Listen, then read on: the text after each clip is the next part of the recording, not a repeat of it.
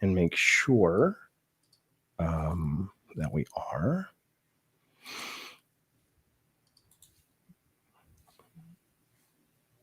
Because you never know. I did an entire half of a stream with Jeff Keighley once. He came in for an interview, and I didn't even realize I wasn't broadcasting it or recording it. So, there was that. I got that going for me. Let's see. There you go. We should be live now. Yep, we are live. All right, here we go. Okay, cool. Jesus, Nick, don't cry. Don't be nervous. Don't be nervous, Nick. Come on, Nick. Always nervous. I know. Yeah, me too. That's what the Zoloft's for. It hadn't kicked in yet, though. So, Yeah. All right, fellas, welcome to Gaming Exposed. It is nice to see you. Welcome back to Friday. We are glad to have you here. You were here with myself, Gene Park, the man who shines the light into the darkness, without which there would be no. Anyway, he's from the Washington Post. And check out, we got Second Wind's very own editor-in-chief, Nick Calandra, or Calandra, or Calendar. How do I say your last name, sir? Oh, Calandra. Calandra. Okay. Gene and Nick have met and talked. This is the first time I've met Nick. I've obviously watched some of his stuff. Mm-hmm. Today we're at a very exciting day because it's a 2-year anniversary for Nicholas. We are 2 years from. Well, Nick, why don't you tell the fine people what the hell's going on 2 years ago? 2 years ago, I was fired from The Escapist. And you went off and started. Yep, we went up and started Second Wind basically that night. We were. I don't know if you've ever heard the story of how I was fired, but very long story short, we were in a meeting talking about what are we going to do if I get fired. And while we were in that meeting, I get called to go get fired. And I say, hey, I'll be right back. I'm going to go get fired. Why were you in a meeting to begin with talking about going to get fired? Like what had happened that would have pursued? In journalism, every meeting is talking about yeah, pretty much. That's pretty much what it is. I'm barely joking, actually. Yeah. Like most meetings, you're like, oh fuck, at least we have a job here. Yeah, I had just gotten back from visiting my parents back home over the Halloween break, and I was part of like the administrative team for video, so I was kind of running Escapist, but also helping with everybody else's video in the network. And they had a secret meeting out in London that I wasn't invited to, so that gave me a note of it. And then they also sent me a chart that showed what shows are doing what. And so I was like, I went and told my parents. I was like, hey, yeah, I'm probably getting fired when I go home. They're like, no, you're not. Don't worry about it. You'll be okay. Like, okay. And then it happened. Yep. One after another, we were let go. Some resigned before they could be, just to kind of give the middle finger to gamers, and we went off and did our own thing. And I saw a tweet from you guys. What's that, Gene?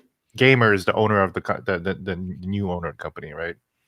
Not anymore. They sold the Escapist off to a private investor, and the Escapist is a hub for gambling now. Really? There you go.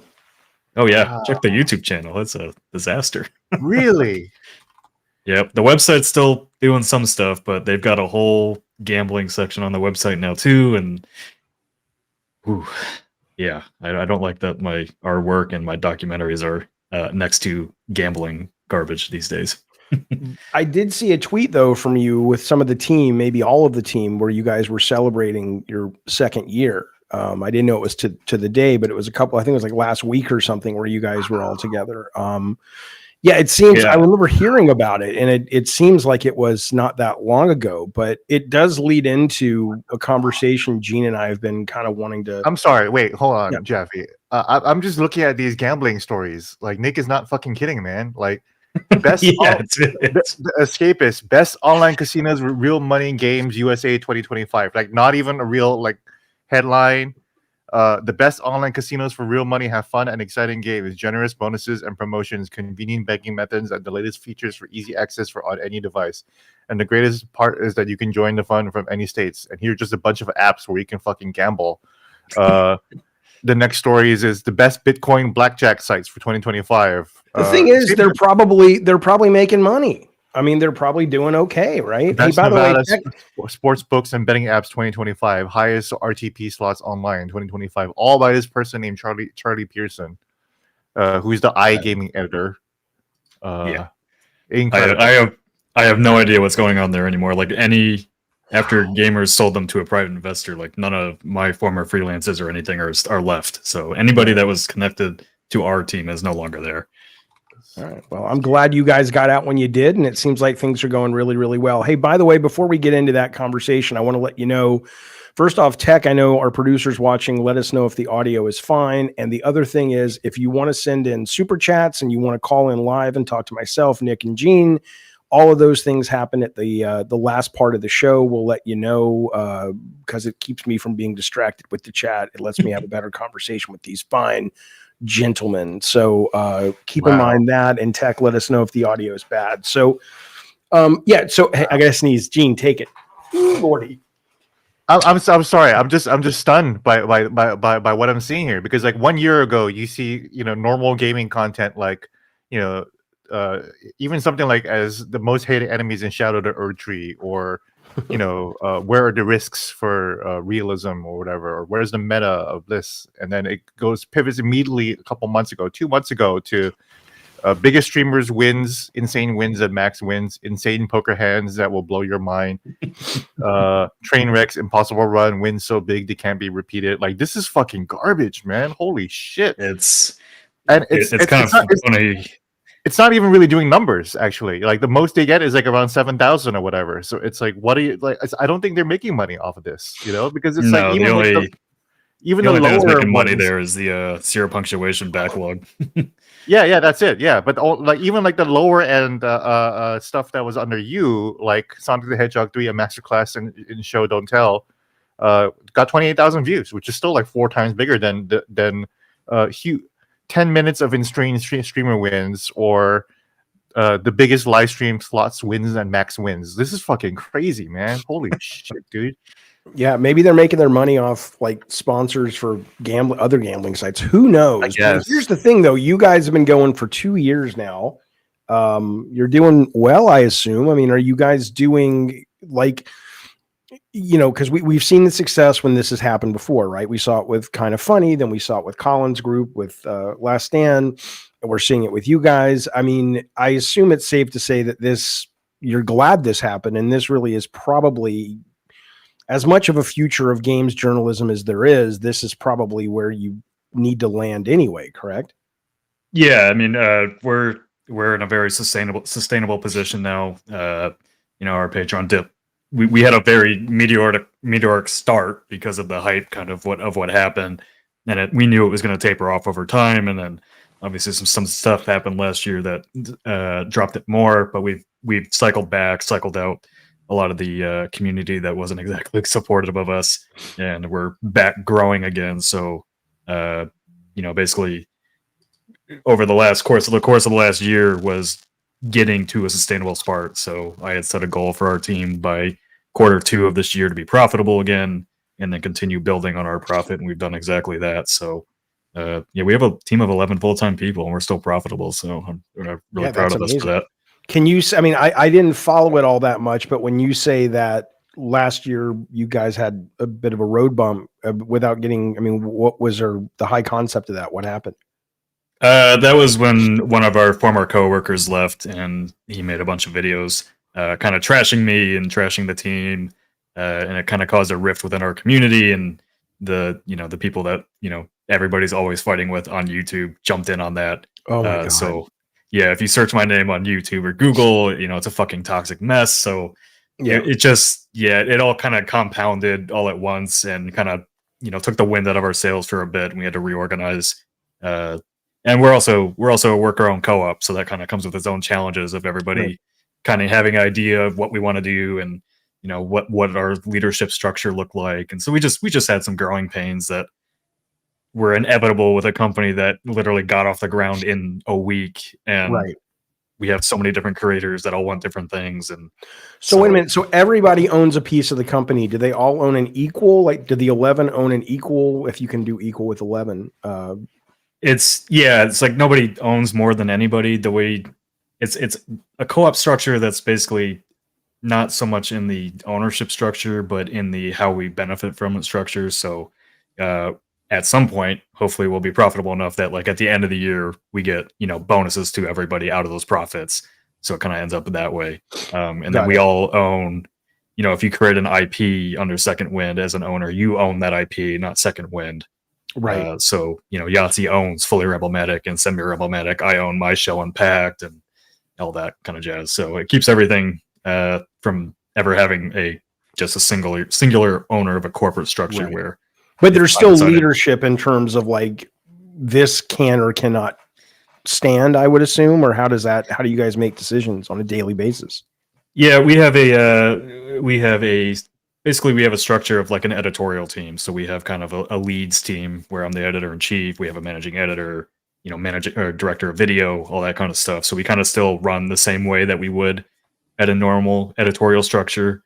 Right. When it comes to the co-op side, it's like, hey, do we want to spend $1,000 to advertise our D&D show? Well, we take it to a team to vote to make sure, hey, everybody's cool with us spending that $1,000 kind of thing. And your D&D show is doing pretty well. I mean, I've tried to stream D&D. It ain't easy to get an audience. It's fun to play, but to get people to watch it is a pretty challenging endeavor. So that's a pretty big deal. That's pretty awesome. Yeah, it's not our highest viewed show, but it makes really good money, and we have a really dedicated community for it. So, do you play? I haven't watched many of the. I don't play. I don't have the. I wouldn't say I have the charisma or acting abilities to play D&D. Oh, you can just re-roll for that though if you don't have the charisma. That's not a problem.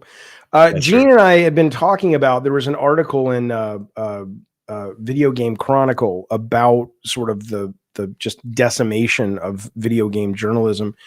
And we really weren't going to cover it only because Gene and I were both kind of like, well, nobody really gives a shit. Who cares about video game journalism? But, then when it comes down, I mean, it really is. I mean, at this point, if somebody came to you and said, hey, I want to write about video games as a journalist, I assume you'd say, get the fuck out. Like, don't think about it. Right.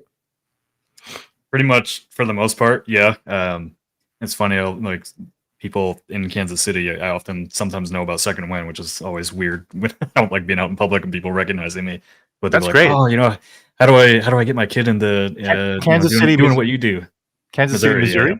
Yeah. Okay, great. Yeah, I've been there. Great city. Yeah, but yeah, people ask me that, and I'm like, don't.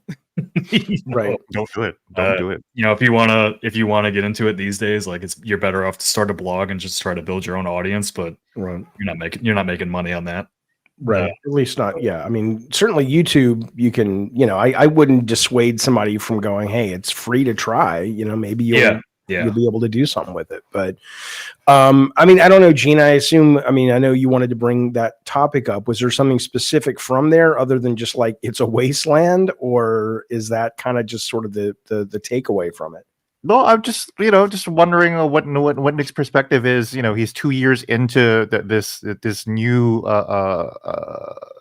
frontier for him, but also still for journalism. There's still a lot of journalists out there that are still kind of discovering their own that they could be a lot more successful if they just make it out on their own versus having a. Like for me, for example, in the Washington Post, just having a whole company with an office space that we're spending hundreds of thousands of dollars per month with overhead costs, server costs, all this stuff, versus running a Patreon basically or a Substack or whatever. So I just wonder, like, are you happy? Has this been better completely? Oh yeah. Yeah, it comes with its own challenges because everything is on you, right? But at least that kind of like stress is you're in control of your own future, no matter what. Yeah, you've been through some shit too, even in Second Wind, man. I don't envy you. So yeah, so it's there's stressful days or not, but thankfully, running The Escapist for 5 years, like we built a model that we knew worked before we started Second Wind together.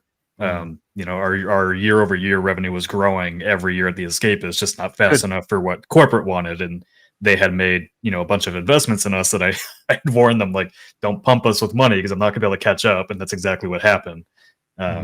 So yeah, I love it. I love being independent. I love that it doesn't feel like, I don't know, when I was working The Escapist and all that, it always felt like you were competing with everybody around you, and independent media just doesn't feel like that.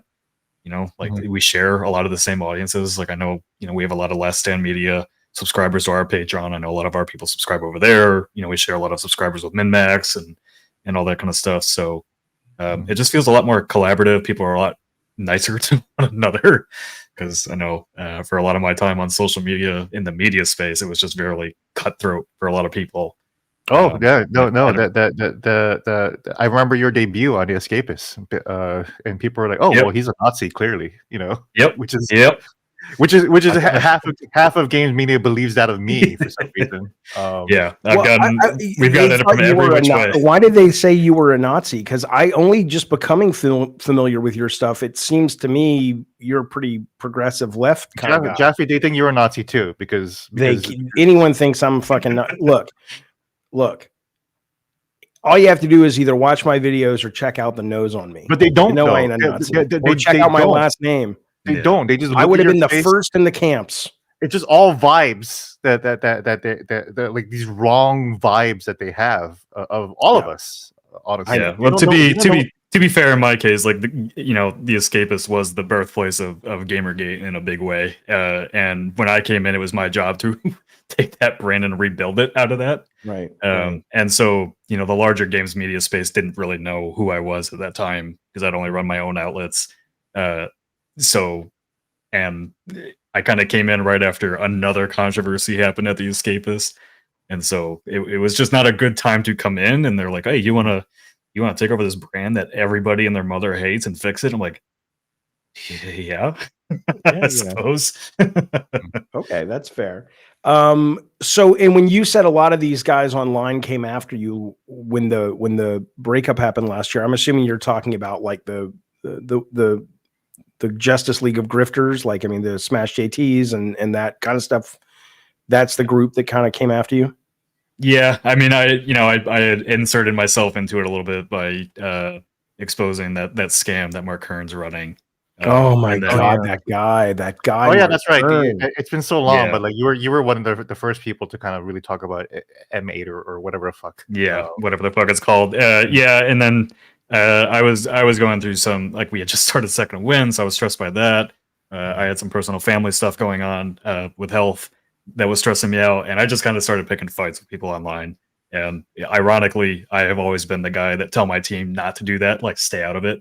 And so I got way too roped up into it, caused a lot of problems with my own team. Have clearly learned from that and don't engage with that shit anymore. It's not worth it. Some people pick fights with you. That's the issue. So yeah. These days, if you annoy me, I block you. Which is the only way to get through the day. Doing this stuff when you have such a huge audience at this point. So I'm still learning about that too. Yeah. It's taken me a long time to learn the block button. I've known it's there, and it's taken me a long time to learn that the dopamine hit I get from arguing with some of these morons who really don't care. It's not even about what you're arguing about. Is not really. I can't really, pay a mortgage with that. I can't go to the bank and say, "Look at the dopamine I got from arguing with this moron on Twitter." Oh, well, here's your loan, pal. You gotta focus on your audience and the people that are supporting you. And it's a hard lesson. Those people, they want all your attention, and when you give it to them, you're not getting your own shit done. And so, I gotta build up that brick wall to just, oh shit, looked at that, it pissed me off, don't engage, write it out, delete it, go on. That's what I'm trying to do too. I'm just like, I don't need to say anything, and I'm not going to. Yeah, I mean, they're still making videos to this day with my face and thumbnails, and I'm like, whatever gonna do, man. No. So let me ask you though, because I watched your latest, and it's Unpacked is your show, right? And I was curious because it was really interesting.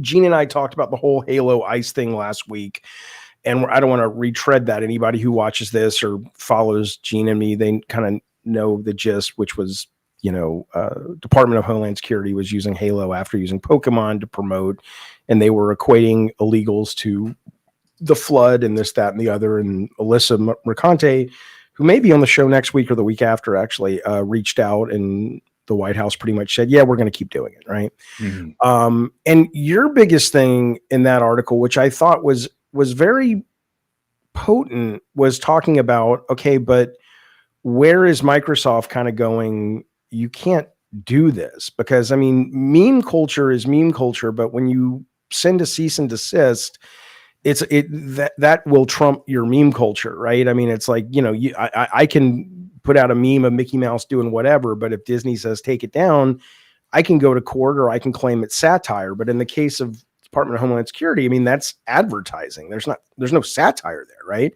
But Microsoft has said nothing, correct? Yeah, they have not said anything about it. Right. And you were saying, I think the term was, when are they going to push back, right? But this was a question I had for you guys, because I asked Dean Takahashi this back when, what's the guy's name who ran Activision? Bobby Kotick. He had interviewed Bobby Kotick on stage recently when we were talking. And I said, here's this guy that, in my opinion, great executive, successful executive, but he's made some very questionable at best decisions, whether it comes down to sort of how the Activision and whatnot was allowed to sort of run rampant and be a boys club and be pretty dangerous and offensive, and even potentially allegedly led to one of the employees offing themselves after they had pictures of their vagina sent around a Christmas party, all the way to, making tons of money off the American military fantasy with Call of Duty. But the minute China calls and says, hey, take Tiananmen Square out of your ad for the new Call of Duty, or get rid of this guy who's going against Taiwan in a Hearthstone competition, they folded like a house of cards, right? So I asked Dean, I said, why didn't you press him on this? And he said, well, I could do that, but if I do that as a journalist, good luck to me getting another opportunity to talk to this guy. And so as actual journalists, you guys, that is a real question I have, which is, it's like, okay, I get your question of why isn't Microsoft pushing back? But where's the press ever pushing back on these people? Like, if are you guys at Second Wind not going to cover Microsoft games anymore until they put their foot down? Because I'm not saying it like, haha, gotcha. I'm saying I would be conflicted too, because that's your business. And, I'm assuming the logic is, well, if we don't cover it, someone else will, and this and that and the other. And I'm assuming they could say the same thing. It's like, well, we could push back on the White House, but then look at all this stuff that we lose that our other customers will value. I mean, do you think it's, different rules for them than other people, or how do you square that? It's really complicated, right? Like, are you gonna boycott Microsoft? Well, your computer's running Windows. So what are you gonna, what are you gonna do about it at that point? I don't know. I don't know what the answer is, because when we, what was it? It was a few years ago. I think it was like, the Ubisoft allegations that we're going through. I think a lot of people all the harassment stuff. Yeah, a lot of people kind of took. I remember, like, a lot of people, including our escapists at the time, kind of took a stand and said, "Hey, we're not going to cover your products until this is sorted out." And then it just kind of went away, and nobody really talked about it again. Gene, I think like you and I were DMing about that at the time, like wondering, what's going on there. So, so how do you, if you were to interview Bobby Kotick, like back when he was in office, or you were to interview Phil Spencer tomorrow, for the Washington Post, because you're still working for someone, or if you were at the Escapist, Nick, would you bring that up, or would that be a question that you would be like, that's something I can't do because it will affect the relationship? I mean, I'd bring it up because I don't have really a relationship with Xbox. We don't really get a lot of review copies anymore from like the biggest publishers. We don't get review copies from Sony or Xbox or anything like that. That wouldn't have, even review copies wouldn't have stopped me before.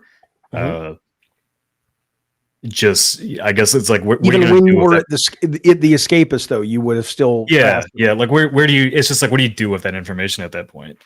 Because they're just going to give you a PR canned response. Can you cover it as a PR can response, though? I mean, one of the things I like you can absolutely say what they say. Yeah.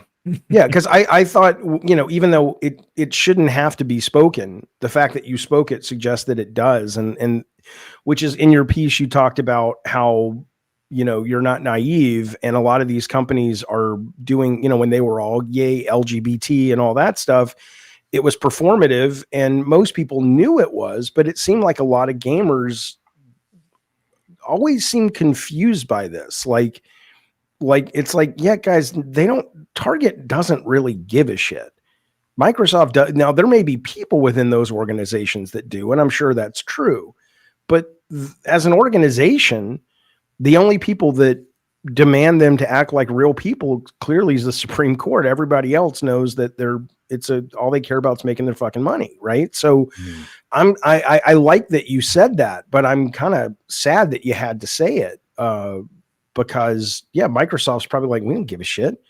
We don't want to piss Trump off. So oh well, oopsie. I guess you're going to, destroy the reputation of Master Chief. Nobody gives a shit. I mean, I do, you do, the creators do. Well, Olivia on record and said Olivia Rodrigo just slammed the White House, and I just tweeted it. She slammed the White House and Homeland Security for using her song "All American Bitch," and she said, "Don't ever use my songs to promote your racist, hateful propaganda." Yeah, and I tweeted, "You'll never hear that from a video game company. Period." No, but to be fair, that's part of her brand, though. I like Olivia Rodrigo. Hell, I liked her when she was in High School Musical, the series. Goddamn right. They used MGMT in one of their ads as well, and they got that taken down as well. So I mean, like, Microsoft definitely could say, "Hey, don't use our IP to promote this." But as a lot of people in the comments pointed out, and they have all these military government contracts with the government, so.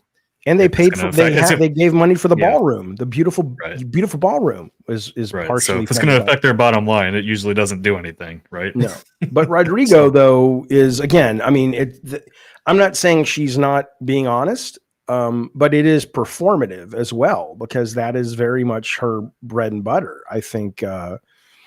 And good for her. I would hate to think they're going to use Kratos. I would love to think Sony would step up if they used Kratos or Sweet Tooth and were like, yeah, we're going to go Blades of Chaos on these motherfuckers or whatever, I would love to think Sony would say, no, you can't do that. But I honestly don't know what they would do. I mean, Nintendo, being as litigious as they are, didn't do really anything either. Even though it was, more the Pokemon company, I think in this case that at least they acknowledged it, though, right? Didn't they acknowledge it? Yeah. And they said, "This is not. We don't approve this. This is not from us." At least they did that. With something. But okay. Well, I did want to say, and then this is up. This is your latest version, latest episode of Unpacked. It's really good. It's worth watching. If you guys. Go, of course. Go over there and check it out. Let's talk about Grand Theft Auto a little bit, if that's okay. I mean, that's the big, the delay. What do you guys think about that? I mean, what a dumb question. It sucks, right? I mean, that's not people who were like, oh, it was a marketing thing. No, Zelnick came out in an earnings call. You can't lie about that shit. I don't think they expected it to be delayed, but here we are, right? I mean, are you guys surprised? No, it's Rockstar. I mean, they can do whatever they want. They make so much money. They want to delay that game to 2027 if they think it's going to sell more copies. They're going to do it. Like they have no obligation to release that game until they're absolutely ready to release it. Yeah. I mean, Gene, it makes so much money. They don't do with it. Yeah. Well, there was all this reporting, of course, all of it by Jason Schreier, and Jason also recently came out yesterday that the delay has nothing to do with the recent union, the alleged union busting that's going on there. It's just 40 employees. That's not gonna push back a whole project. That's just not realistic. So a lot of the discourses around that, of course, it's just misinformation. It doesn't make any sense. That's not how operations work. That's not even how video games work. That's just not how things work in general. But I guess I'm not surprised at the delay. I'm surprised at how long, and I'm also surprised at the allegations of crunch and everything like that, because again, Jason had been reporting for the recent years that they were solving that issue, that maybe the root of the cause was previous management. And I mean, here's the thing here's my view on crunch is that, like, it's gonna happen sometime sooner or later, for almost every kind of work. Of course, it's such bullshit. I get so frustrated at more of the performative soapboxing. Like, it's bad. Shut up. Of course it's bad. Mm-hmm. Of course it's terrible. Yeah. Welcome to fucking capitalism, motherfucker. Every company that wants to compete works themselves within legal and even sometimes beyond that they can. I don't like it, but that's how you compete in the current, mostly unregulated capitalist environment in which we find ourselves. And, sorry, don't buy the shit, but you're going to still buy it. If you really believed in what you were saying, you wouldn't fucking buy it, but you're going to buy it and you're going to love it. And you're going to forget about the fact that they crunched to make Red Dead 2 and they crunched to make Grand Theft Auto 5 and they crunched to make God of War. And all that goes away the minute it's in your hands and you love it and it gets the Game of the Year award and everybody goes home with the trophy and you've all forgotten how hard it was to get there. So I wish there was one of these fucking websites that would tell the audience to shut the fuck up because it's performative. Sorry about ranting. Just pisses me off. Yeah, I mean, like, people always say, like, why does Red Dead 2 look so much better than every other game? It's like, it's because they basically built a great pyramid of video games. They threw bodies at it. Right. They threw bodies at it, and then they built that thing with blood and tears, and that's why Red Dead Redemption 2 still looks better than every other game today. Quite honestly. It's I wish Rockstar. The Louis C.K. joke about the pyramids. He's like, of course slavery's bad, but did you see what it made? Did you see what we got? Did you see what we got out of it? Holy shit, man! I wish Rockstar wasn't so secretive, so that we knew more about like what are the rewards these people get for getting to work on these projects. Rockstar is very, very secretive. I think they've kind of cleared out of New York right now, but I did visit their New York offices. The security is incredible. I can imagine. There's a lot of like use cards to get doors into doors, check-ins and everything like that, and then you walk in, and then it's a beautiful office. And the funny thing though is that they have a DJ set up there because of course everyone on Rockstar is also like moonlights as a DJ because they have the best taste in music in the whole industry. So that's what I'm really excited about for GTA 6 is most excited for is the radio stations, of course. And then there's tweets going around. It's like, it's so funny that GTA 6 is the most hotly anticipated media event ever because it's like when we play it, it's good. We're gonna be playing missions where chase the guy who stole your money, go fly a helicopter, go drive here and have a 5-minute conversation about your life or something that's expository, and we'll continue the story. Like what do we exactly expect GTA 6 to be to change the industry? I don't know. Well, I mean, it's just gonna have a crazy amount of detail about everything. Mm-hmm. The one thing that was in a leak, and I could never really tell how far ahead they were of other open world games, but and I was surprised how effective it was, even if it's just a movie and it wasn't indicative of the final game. But the just the crowd animations. Usually it's like you're used to like seeing, like you don't even notice it, but when you're watching like the car drive by and it was a bunch of cops arresting people, it wasn't like a bunch of like repeating animations. It looked like you were watching news footage, and there was something that really grounded that, assuming that's real, assuming that's going to be reflective of the product. That could be pretty cool. But honestly, I think I don't know, but that, Dan Houser was such a key part of that company and philosophy. And, I don't know who stepped in to fill that void, but it wouldn't surprise me if the answer is no one. Like if this game comes out and after the bloom comes off the rose, people were like, it was okay. I don't think it's going to be a Saints Row remake or whatever it was called, 4 or whatever the one was that people hated. I've been kind of wanting to play that game again. I played it. I liked it for what it was. People expected a lot more of it, but I thought it was a fun sandbox. That's the thing. Like for what it was, I think I might be down for just playing some stupid brain dead, like especially since GTA 6 isn't coming out anytime soon. So I'm like, it totally fits That's why I was kind of fucking excited for Mind's Eye because I know GTA 6 wasn't coming out this year. So I was like, well, maybe Mind's Eye is going to fill some kind of of need, and it turned out it didn't feel anything other than my review quota for the year. Yeah, that was pretty good. But I mean, have you guys heard about the creative at the new GTA? Like, is there some visionary who's really guiding this, or is it like 12 people just, committee based, or whose vision is this game? I have, That's a I'll great be question. honest, I have not paid too much attention to GTA. Like GTA is kind of one of those series that when it comes out, I'm there for it, but they're so secretive, and until you see like their gameplay overview trailer, like I just don't expect to know really much of anything Right. about it. Mhm. Interesting. I'm hoping to get an interview with Dan Houser pretty soon, so maybe I'll Yeah. have to ask him. That'd be cool. He just gave an interview to somebody. Yeah, to Lex Friedman. Yeah, so it'll be me and Lex, about maybe. So Yeah, I like how I call him. I have to Lex, listen like to the I whole know thing. him. It's a 4-hour podcast. Yeah. So that's going to be a tough listen, but that's why he's so popular, because he does that stuff. Because that's why I've been so frustrated with mainstream media. Someone was talking in the chat, was talking about mainstream media also being out, and it's like, man, I totally agree. I've been in the mainstream media for the past 10 years, and all I've met are people who are just completely out of touch, who don't really understand how the real world works. And who just listen to other consultants who are also out of touch, and who also happen to advise the Democratic Party too. So you wonder why people are so out of touch. It's because they're listening to people who are really, really out of touch, and then they were able to fail upwards into these positions of power and communications.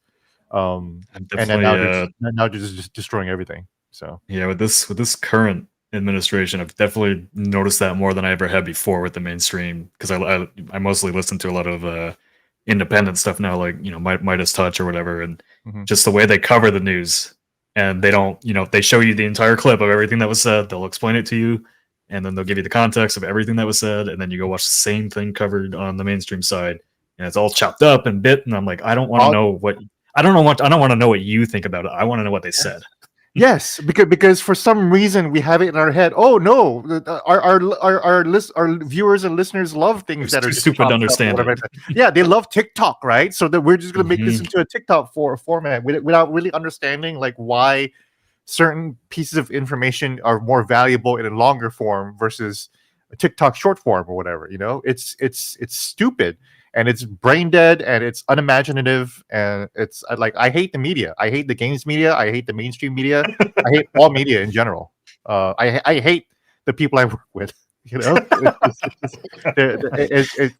just so frustrating. It's just been frustrating.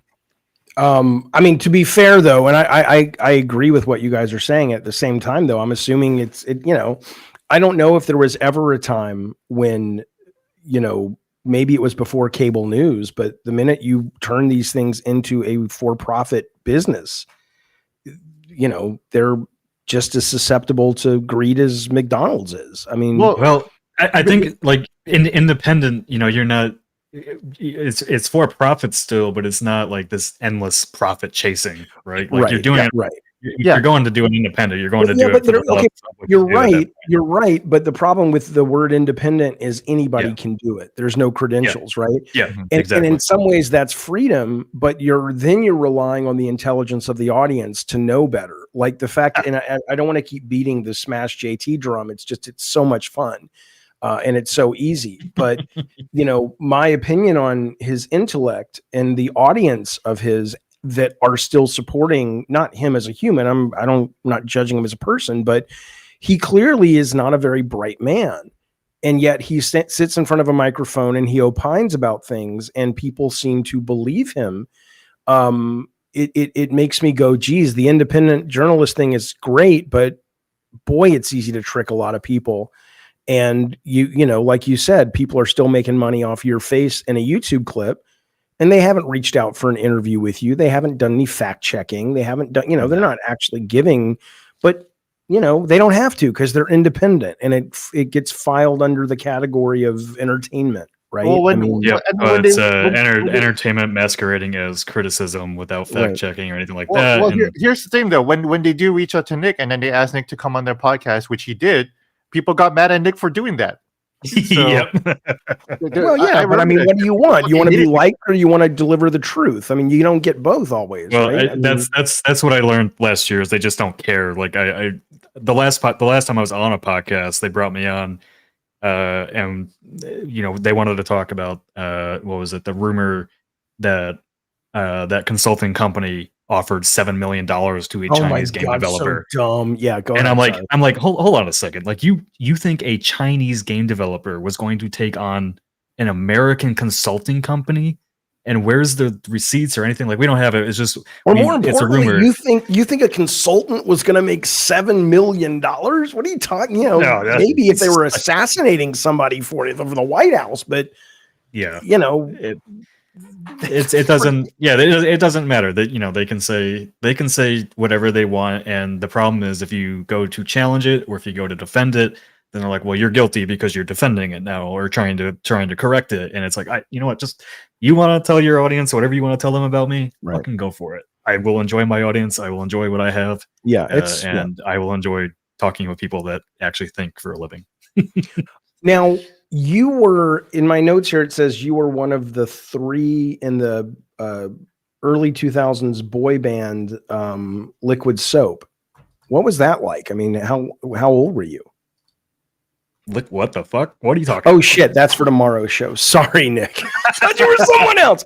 No, so I have ADD. I was like, dude, I'm only 30. I wasn't no band in the early 2000s. So no, okay, so let's talk about this union busting thing though. I am curious about this because I totally get what Gene is saying. But the thing that surprised me about the Rockstar union thing was that it wasn't just QA this time. Apparently it was producers and artists and designers. And in that, the worm starts to potentially turn a little bit. That if that is true, then I can understand why, okay, 40 people won't make a difference. But if 40 people, and of those 40 people, they're not just the easily, sad to say, I don't mean they're not valuable, but easily replaceable QA departments. Square Enix made a bunch of news yesterday by saying in the next 2 years, they want 70% of their QA done by AI. Mm-hmm. So that's usually what we've heard of with the union stories. But now if we're seeing producers, programmers, designers, artists, suddenly it's not that 40 can make a difference, although these were all senior people, but you could see those people making a difference if everyone else is looking and going, shit, those 40 guys are in a union and they actually have some fucking leverage.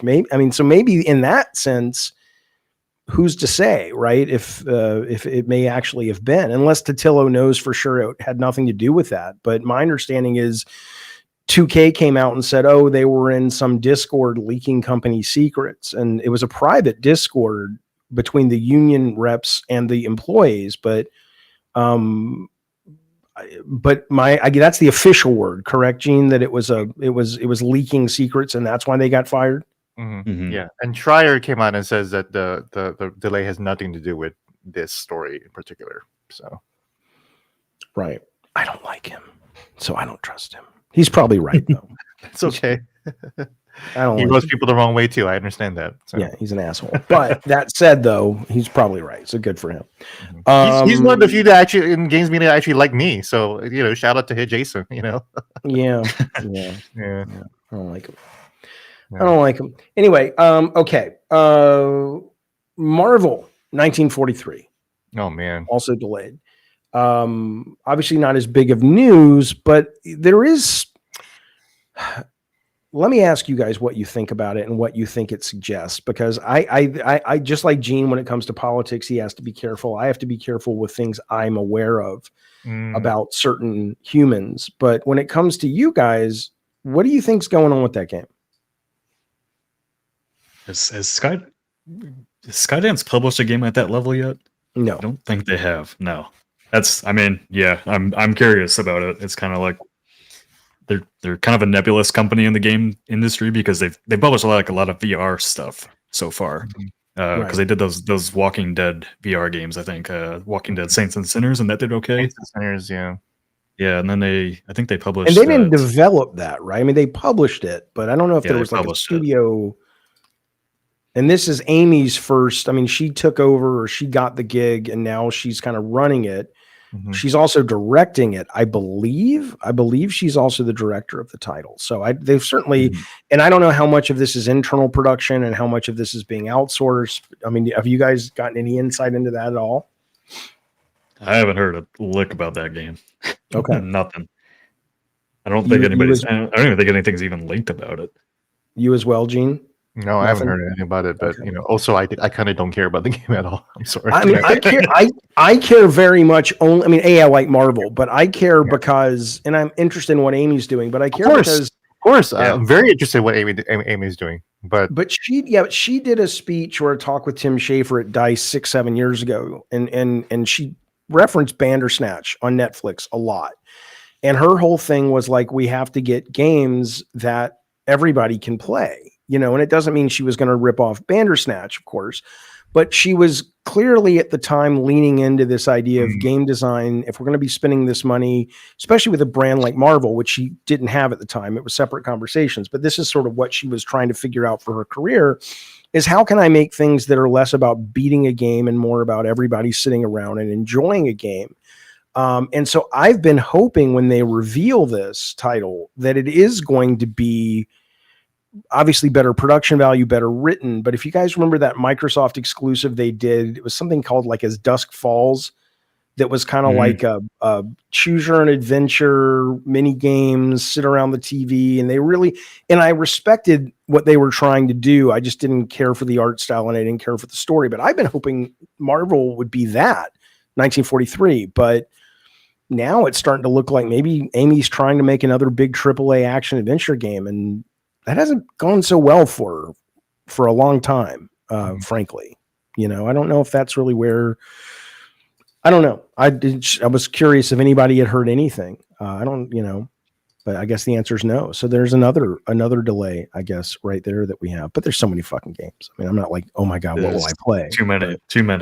Yeah. There's simply too many. I'm good. I'm if everyone just stopped making games for 2 years, I'd be actually pretty happy about it. Well, we're actually getting to that because there's so many layoffs. I mean, look, there you go. Yeah. I did. Okay, let me ask you this. So, we talked about the Square Enix thing about the AI to replace 70% of their QA department. There was also EA has made it clear that they're doing a big push for AI. And then Nick, I saw something. I don't know if it was in the Halo video or it was something else you would put up, but it seems that you weren't a fan, or you're not a fan of the AI kind of revolution that's happening in games. Is that a correct read? That is a very correct read. AI in general bugs the hell out of me just because of how much of a screwed up Google, and it makes it impossible to research anything these days. Okay, well yeah, sure, but in terms of on the game side, I talk with a lot of developers, and I know like more are probably excited about some of the AI. I think AI is a tool to streamline some of the more mundane things that they do. A lot of them are excited about it, but not, no, I don't think any of them want to use AI to actually generate art and stuff like that. So yeah, having just worked at a media company and who wanted to use AI to do SEO and all that kind of stuff, like it's always going to come at the cost of people. And it's to put more money in the pocket of executives. And I'm always against that. Yeah. Yeah. And I also don't know. I don't know how. I don't understand even, and I would love to talk to somebody about it, but I don't even understand how AI is going to replace the QA thing, because how is an AI going to replace human error in checking out video games?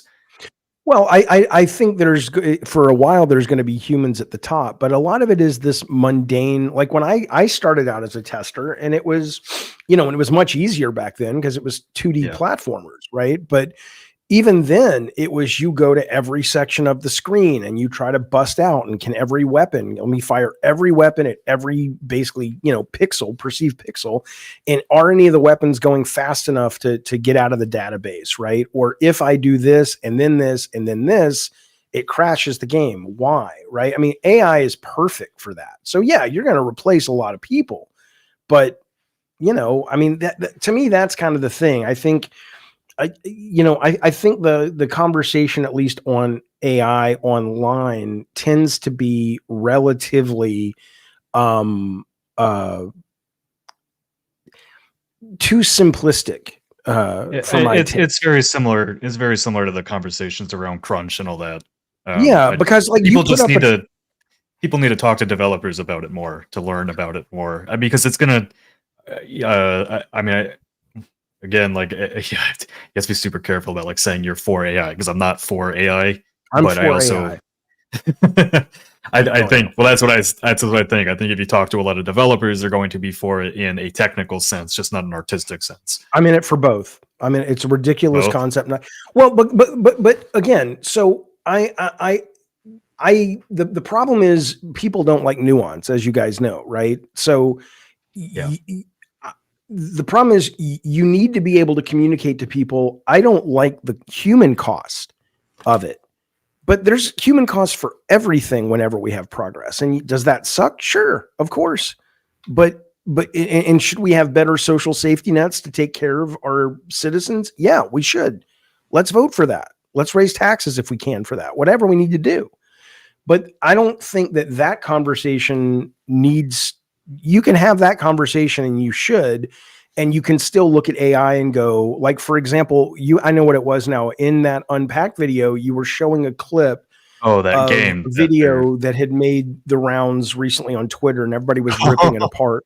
Yeah. Well, let me talk about this, because fucking guy taking cover in front of the cover, and then okay, but this is the problem though. So I got access to it, right, and I played it, and I want to talk about it in a second. But if you haven't seen it, it's this kind of military shooter, and I think it was like an investor had tweeted it, going, "AI games are going to be amazing." And it was kind of like an over-the-shoulder Call of Duty action movie in maybe New York or some kind of metropolitan. And the game consisted mostly of choose your own adventure. Like, you know, he comes to a part and it's like three things come up. You know, does he jump over the fence? Does he go through the elevator? Whatever. You click it and it goes, right? And obviously nobody wants to play that game, at least at the moment, the way it is. The way it is right now, if you actually get access, it is exactly that. What they don't show in the video is there's about 4 minutes in between each choice. So they've edited the video. So it's basically putting a prompt in, and then it's making you a 5-second video clip, which anybody can do on Google Vids right now, right? Which is an amazing tool, by the way, right? So that's not ready. But the idea, though, and then like Gene is saying, like, oh, he's in front of the box, or he's in front of this or that, you know, it frustrates me that there's such a lack of vision on the part, and maybe gamers like, it's not my job to have vision, motherfucker. You were a game designer. That's your fucking job. I just, you know, serve me the meal when it's ready. And I get that, right? But I think most people involved in video game discourse should at least be held to a little bit of a higher ability to perceive you're looking at something that's not ready. But all you have to do is look at Will Smith eating the pasta 2 years ago and look at where we are today and go, okay, this is going to be pretty cool when I can literally speak into the microphone and the game is writing itself in real time around me. You can already do that with text games. Well, to me, I know the Will Smith eating thing that you talk about. I think he looked better 2 years ago than he does now. There was a clip.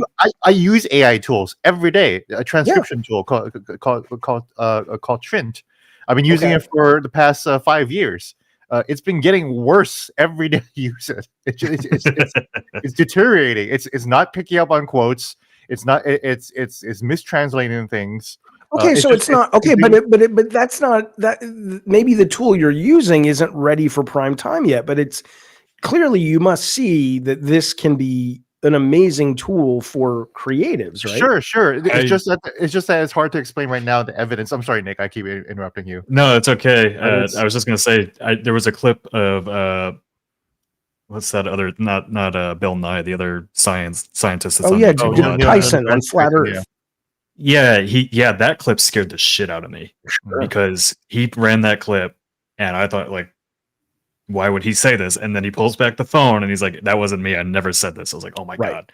Like I as a utility, like it's, you know, people in your own chatter saying, like, you know, it's progress. Like, these things are going to be used. That's fine. I just want regulation on it so that we don't get into a disinformation environment. I also, like, at the end of the day, you know, we're a capitalist society. If it wants to train on people's work and art and all that stuff, at least give the people that you're training off it the chance to approve it and get royalties from it. 100%. I think, you know, I'm not. Yeah, on like social media is its own fucking world. Like, you can say and I have said like before, like game developers are going to use this. I'm sorry, like it's all these studios are starting to implement it, and I got put on a list for like being an AI apologist. Expedition 33, everyone's favorite darling game in the year, use Gen AI in their game. Everybody's excusing it. They're like, okay, well, it's they used it for a little bit though, and it's like, okay, well, you're not even nearly that generous for like the alters with that use the transcription AI for that, which kind of makes sense actually. I think when it's regulated and constrained, and it's not like.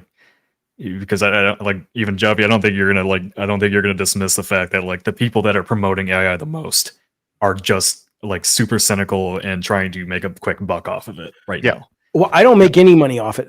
I certainly promote it. I think it's amazing, but because the people that are building it are just. I don't trust them anymore. I trust any of these fuckers. You're not pushing it as hard as these people though, who actually have something invested into it though.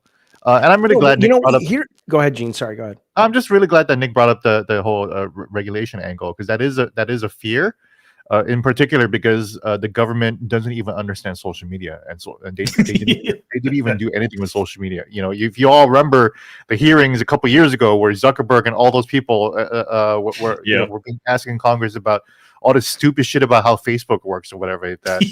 It's like, if you think that these geriatric fucks in Congress across the street from me will understand AI, that's an issue. Yeah. I think what they're going to need to do is figure out a way to do what Nick is saying and make sure that the people or the companies that have paid, that whoever owns the property that they're training off of, they need to be compensated, credited, whatever. And at the same time, there is a very real risk of over-regulating it and allowing an adversary to get there, not in terms of the creative part of it, but the weapons of war part of it, right? You put too much regulation on it, and a country like China won't. And suddenly, whoever controls that AI, I mean, the Neil deGrasse Tyson thing is a perfect example. If that fooled us at this point, imagine a country that has zero scruples and zero regulation, and it's coming from one guy. Mm-hmm. So I get the challenge for sure, but I also want to show you what's exciting about it. So like that thing, we can make fun of right now that video that you had put in your video and that I've played, that war thing. Okay. But remember, I mean, I'm 54. I grew up with my mind blown by Infocom text adventures, right? At the time, that was state of the art, right? And now I can go into any fucking cheap OpenAI knockoff and go, write me a story where I'm this and this happens and make it interactive. And it's the holodeck with text, basically. That is where this is going. And any gamer worth their salt that pretends they don't give a shit about that you can play, I don't fucking know, that you could, forget, like, does this game have romance options? I don't know. Fucking see if you're good enough to romance the fucking chick with your microphone. Maybe, you're making a living fucking adventure simulation at that point. And you can still have it with the boundaries of the creatives. You can still have Neil Druckmann make The Last of Us Part 3 and have all the characters AI generated so you can talk to them with a microphone, but they live within Neil's limits of, this is what Ellie would say, this is how Joel would react. So at some point it's almost like improv, or one of those theater productions you go to where you can follow the actors around the house and stuff, and it's like you're living in it with them. I think that's tremendously exciting. Does that not excite you guys? You don't think that sounds amazing? No, that creeps me the fuck out. Really? So how many times in a game have you tried to do something that you would want to, like, oh, I wonder what happens if, and it doesn't pay off, but now it would pay off, and when it does, it feels like magic. Because I feel. I'm sorry. Go ahead, Nick. I was gonna say I grew up trying to do a super jump on Halo, so that's the extent of is the AI gonna react to me in this way? I do remember, like, we were just talking about on our podcast last night. Like, I miss when AI was about, like, how is an enemy gonna outsmart me in a shooter? Yeah, and that kind of stuff. That's where I'm excited about AI, advancing in that realm. But it feels like we haven't gotten that in a long time, and now it's more about streamlining the creative process, and I don't like that. Here's the thing. So I'm glad you mentioned that about the Halo jump and and everything. Mhm. Mario games, Super Mario Odyssey. When you try to quote unquote break that game and try to go into places that you're not supposed to go to, and then you're expecting, okay, well, the game won't react to me, right? But then the game does react to you. The developers knew that you were going to be there, and then they placed something there as a little reward for you.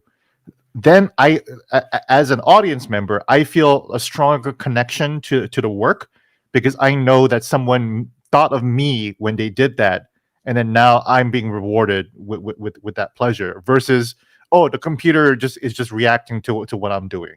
Like, to me, that magic isn't there, because there was no intention. There's no human connection. I think you're not giving it enough credit, or you're not giving the creatives enough credit on the way they will orchestrate it. Like, to me, the creatives become more like the musical composer or the conductor, where it's like, I want to make a game, and I'm like, I want, every level to have surprises that the player feels good about discovering. And so let's work on what those could be, or let's work on the way that a surprise that genuinely gives you that Miyamoto magic that you're talking about, versus, oh, anywhere you go, there's going to be something. Like, that's just poorly used AI. I think conducting the AI in such a way to go, where's that balance between what feels like limits and what feels like I push through those limits? It's kind of like the difference when you play a D&D campaign.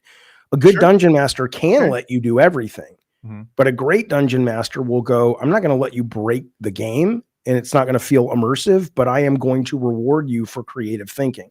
Okay, and sure. Doing Yeah, something you're interesting. talking about guardrails. Yeah, I think you answered your own question. Is the balancing it with the creative and as a utility. Right. That's what I'm saying. Yeah. I mean, eventually the computer will know that. The computer will eventually go, oh, Gene likes this much freedom. But right now, that's, I will say also for content creators, I didn't even know Tech, our producer, turned me on to Google Vids. Have you guys played with it yet? I haven't played with Google Vids. I'm not going to do I'm just going to show you something. And you guys, anybody in the chat that's cynical, it's only like 20 seconds, but you're going to make fun of it. Make fun of it all you want. But I can sit here now and you can make a fucking movie. You can make a fucking movie 5 seconds at a time. I've been kicking around this idea of comparing Steam to arcades when I was growing up. And I just said, fuck it, I'm going to put the script in and see what happens. And is it ready for prime time? Not even close. But this took no time. And ask yourself then the question, well, if this took no time, where are you going to put your time? Maybe making it better. Maybe making more of them. Maybe spending time with your family. I don't fucking know. I'm going to ask you guys not to speak because there'll be an echo, because this is the way this, and it's 20 seconds, and then we'll talk about it, then we'll move on if people are bored of talking about AI. Let me share the screen real quick. All right, entire screen. Here's the audio. All right. All right, it's right here. I just put all my shit in, and here we go. When I was a kid, you could walk into an arcade, and this was back in the late 1970s and 80s, and almost every week there would be a brand new, very unique, and very cool new game in the local arcade.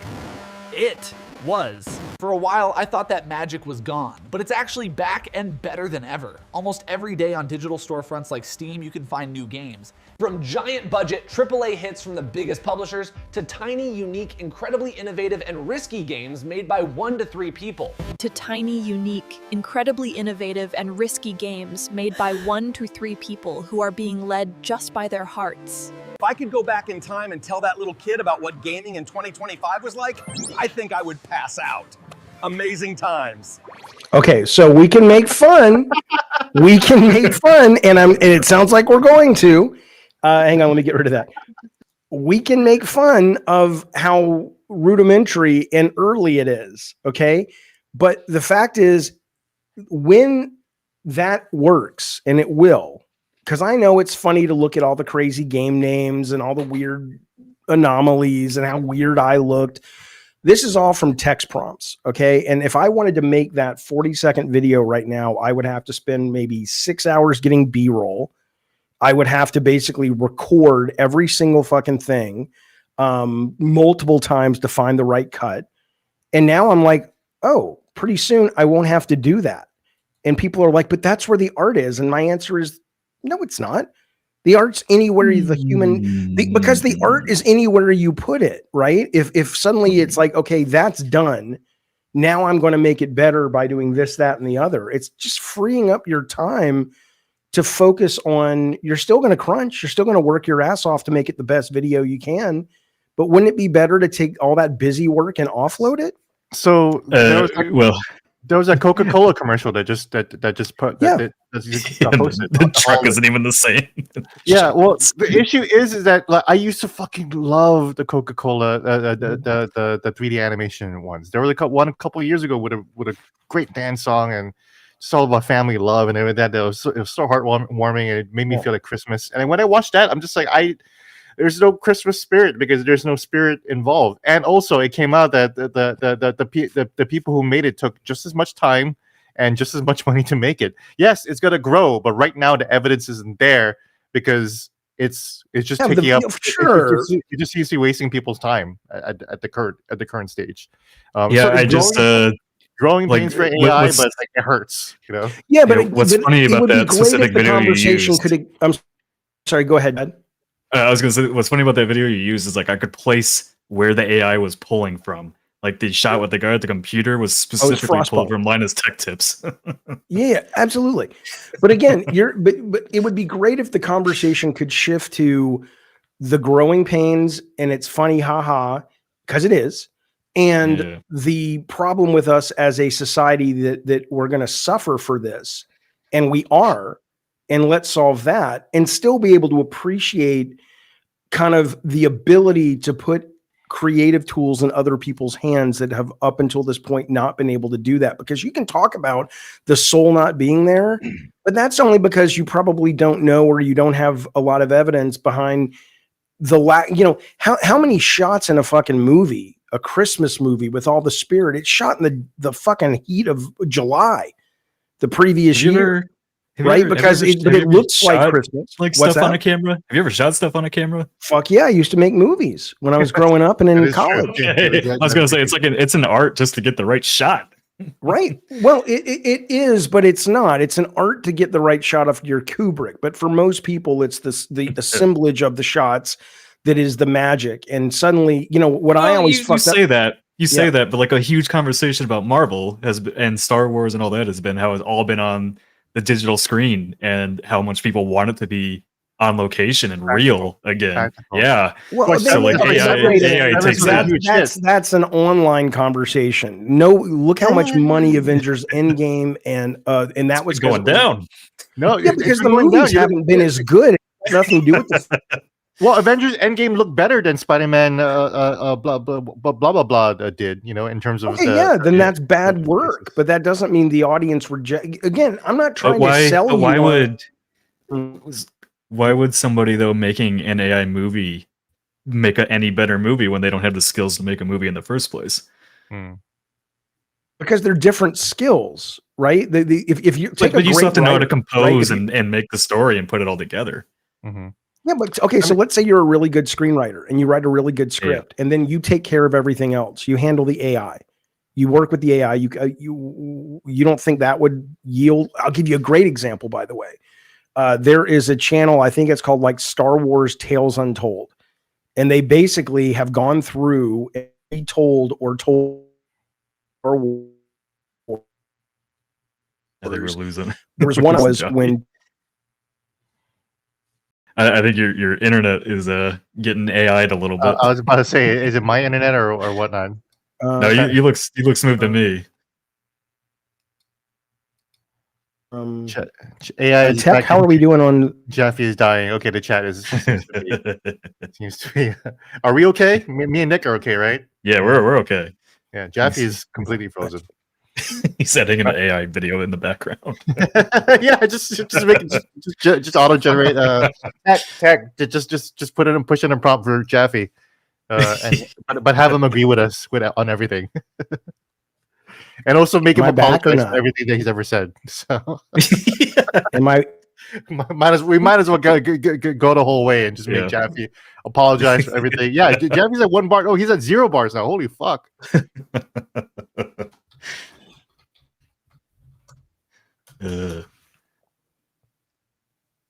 Yeah, I don't know. I'm too cynical about the AI to even like get it through my head that it would ever make anything good. Like my most recent frustration with it is like I'll ask Siri a question and it'll be like, "Do you want me to ask ChatGPT?" He's like, "No, I fucking asked you, Siri." Well, like, get the shit off my phone. Well, now we can debate Jaffe. That now that he's he's back. Oh, there it is, back. All right. Is it AI Jaffe or is it real Jaffe? Yeah. I don't know what that was. But shit. The fuck you were talking about. So you were talking about a screenwriter who and Star Wars. Something. Okay, so Star Wars Tales Untold is basically I saw one this morning where it was Darth Vader learning who blew up the Death Star. And it was this. You can laugh if you want. It's genuinely. No, I like the process of Vader. Oh, my son blew up my biggest project. Shit. It's genuinely, even the chat was like, "Holy shit, this is better than anything Disney has put out since they got the rights to Star Wars." And it was like a 5-minute little short of Boba Fett coming to him and telling him where Luke was and who it was. Boba Fett tells him. You guys, I'm just telling you. Because people like Star Wars slop, so of course they'll like that shit. It's the same thing. I'll save you guys a seat at the AI table because I kind of want to check that out. Actually, I'm a little interested in checking out. Go fucking check it out, Gene, and come back, and I'll accept your apology. But here's the thing, though: a screenwriter can be very talented and can write a great script for a movie. But they don't know how to do cinematography. They don't know how to do video editing. That's why it takes a collective effort of talented people and different backgrounds and perspectives to be able to put together an interesting project, like a video game or a film. Yeah, a great example is like somebody back when I was working on The Escapist, took an AI trainer to Yahtzee's voice and tried to make a zero punctuation episode using Yahtzee's voice and their own generated animation or whatever they're doing, and it was awful. Mm-hmm. Could they get better at it? But like without Yahtzee behind it, it's like it's not. No. Okay, but take Yahtzee then. If Yahtzee could do all of his shit in AI, he would never. I know he wouldn't, but the younger generation coming up will, and they'll be more than fine with it. And I don't know if they'll be fine with it, man. Because I'm looking at because like I look at YouTube videos. My YouTube algorithm is fucked because I have so much fucking because I clicked on one AI video. It did trick me. It tricked my boomer ass, where it says "You Battle Arena Toshinden announcement," and my old ass loves fucking Battle Arena Toshinden. Yeah. So I clicked on it, and I didn't realize it had one view, so I just gave it its second view. And then now my entire algorithm is all these 0 view videos of auto-generated like YouTube crap. It's so lonely to just be the only visionary on the panel. Oh yeah.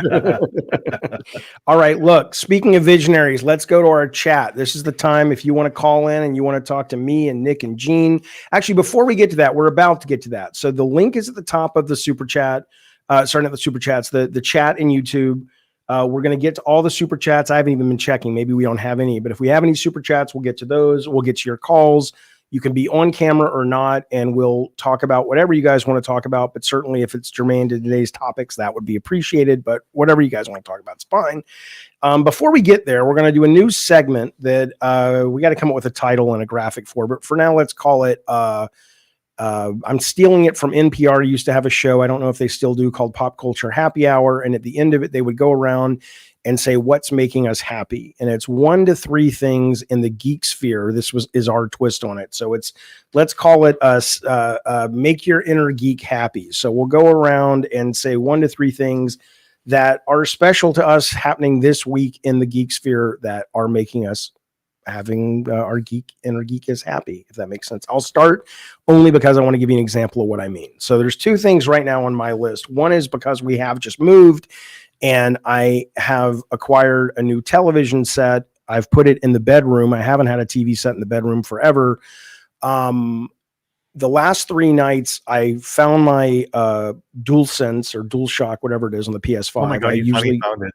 I finally found it. It was just in a drawer. Imagine that, where it should have been. I found it and I hooked up my PS5 and I've started playing before I go to bed individual little chapters of Unicorn Overlord from last year, which I played already. I'd never finished it though, and I loved it.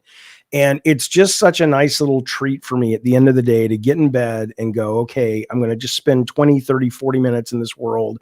Not going to get obsessed with it. Not going to play till 4 a.m. Just have a little nightcap of this delightful little RPG, which I think is excellent. So that is one of the things.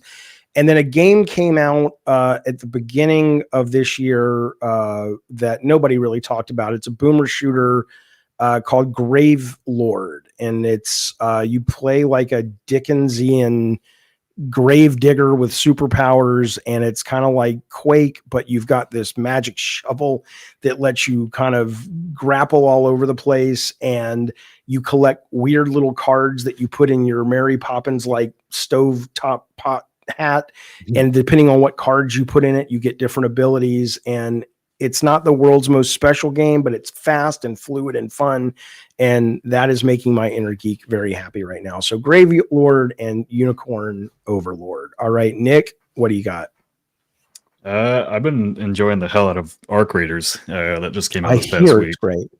It led to a lot of fun emergent moments with random people online. One of the examples I had was yesterday. I was in a round, and there's an interesting meta around the game where you actually want to team up with people and help take out the robots. And shooting other people usually results in somebody being very upset or sad that you did that. And so my first few rounds, I got murdered because I wasn't using my microphone. And then I started using my microphone, and I shot a guy down, and he was very sad about it. And I felt so bad. I've never felt like that in a game. And he was like, "Oh, you helped me get up." And I was like, "Oh man, dude, I don't have there's a tool you need to get them back up." I was like, "I'm sorry, I can't." He's like, "Oh, you know what? It's okay, man. Have my loot. Have a good day." I was like, "What the fuck? This is like they do proximity chat with this one. Yep.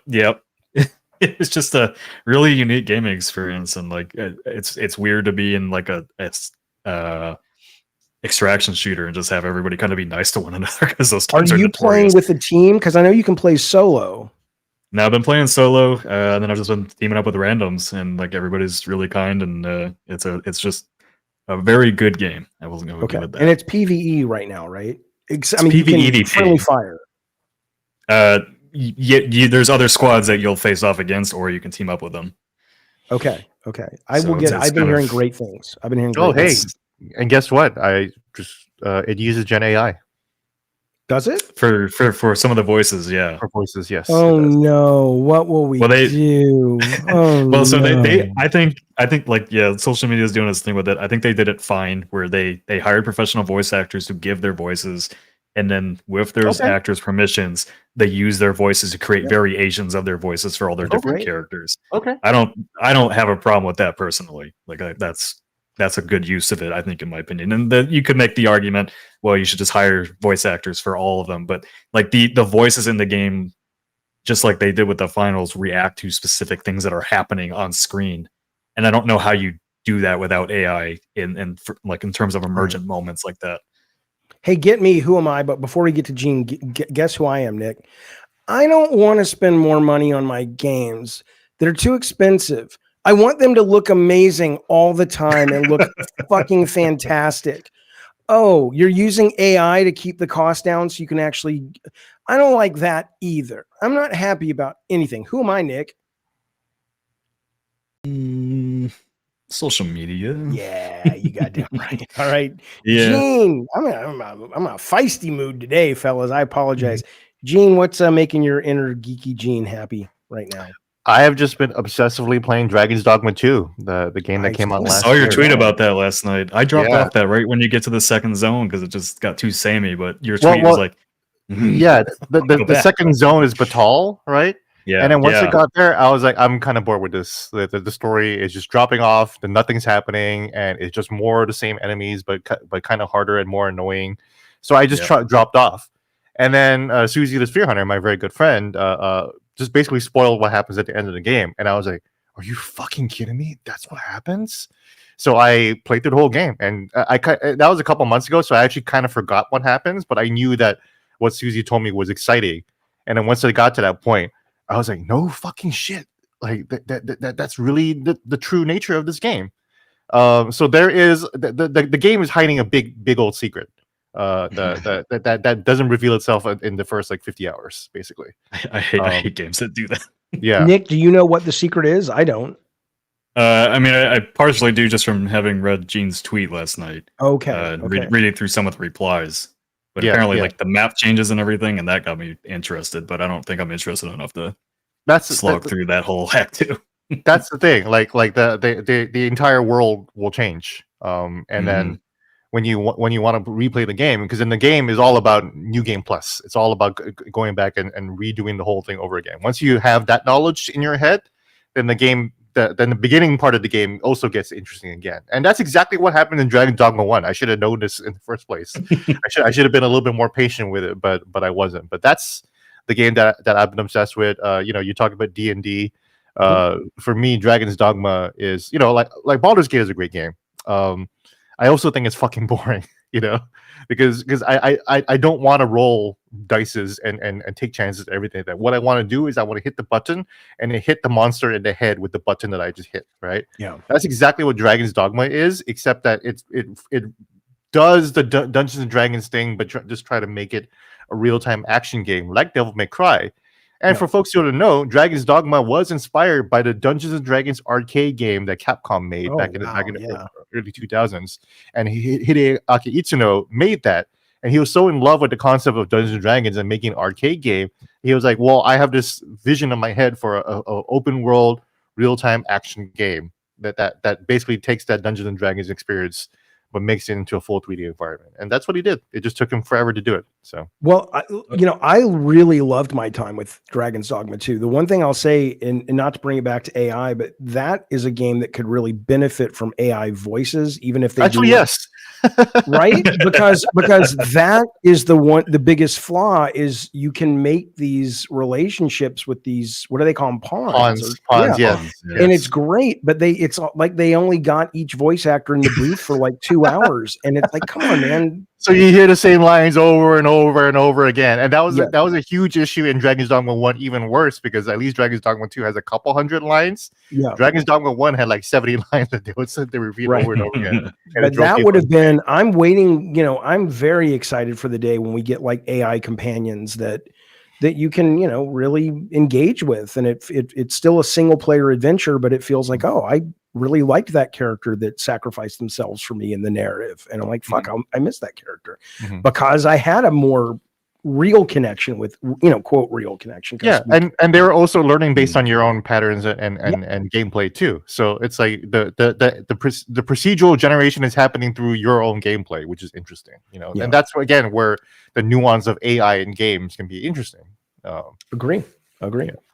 All right. Well, there's that segment. Let's go to the chat. Again, if you want to call in, the link is at the top. I haven't not been watching the chat, so we may not. I don't know. Let me go over here to the super chats here and see if you guys are helping fund our little dream here. We have 0 super chats. How is that possible? Oh man, I'm not popular enough for you. No, you're super popular. What the fuck? Let me explain something, fellas. That's how we make the ducats around here. So if you want to support the show and you want your comment read, this is the time right now to put yourself in there and donate to the show and give us some super chats. We will read your chat. I thought I saw like 2 or 3. I don't know. I don't see any. I wonder what's going on. Yeah, I saw one earlier from chocolate and coffee and chocolate games. Wait a minute. Maybe I'm looking at the wrong thing. Hang on. I don't know.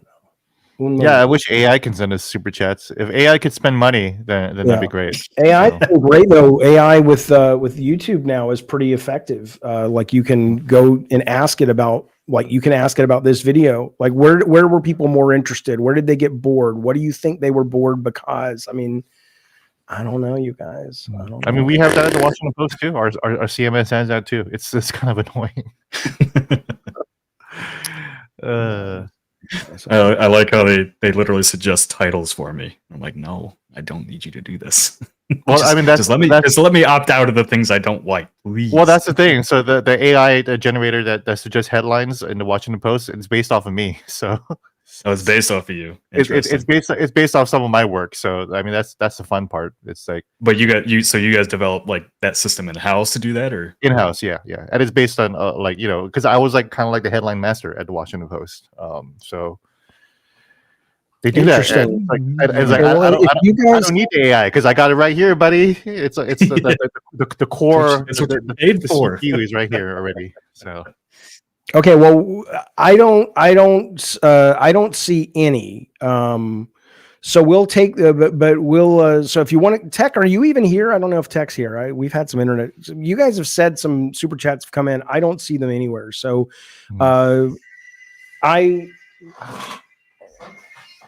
one sec. You guys talk. I'm sorry. Oh, geez. Yeah. Yeah. Well. This is why the host needs AI. It's just generate us talking about a random topic. Yeah. What else happened this week? I don't know. Not too much of a news week. No, it's getting close to the end of the year where the news is either layoffs or a game launch. All right. Well, I'm back. Sorry. ESP reviews. Fuck off. Getting close to dark. Look, don't. This is how the show works. I'm not getting into. I'm in a feisty mood today. I won't get into it with you. I'm just saying. We make super chat. That's how we're getting close to DSP. Oh, that's great. Well, hey, you know what? DSP is successful. So, what do you want from us? Debates, right, on the show. I kind of want to interview. I kind of want to do a DSP profile. I've always been interested in doing that. You should.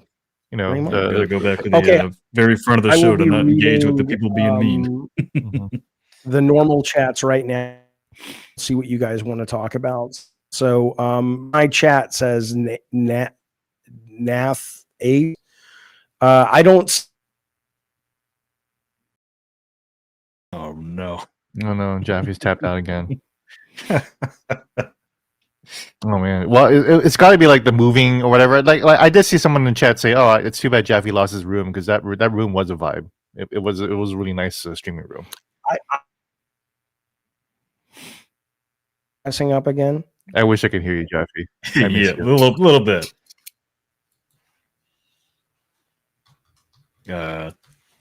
Coffee and Chocolate Games did leave you a $5 super chat. I can just read it for you. Interesting that the men with gray hair in this conversation are the ones excited about AI in the future, and the dark-haired ones are afraid of it. Was I? I'm super gray. I'm grayer. I'm grayer than Jaffe. So I don't know. It is weird though. Yeah, you're still young. How old are you, Nick? It is weird. 30. Can you guys hear 30? me? Wow. Yeah, we can hear you now. Yeah. It is weird that I'm the old guy here and I'm excited for this and you guys are not. It does feel like older people are kind of more excited for it. Like you see, not Guillermo del Toro, but George Miller.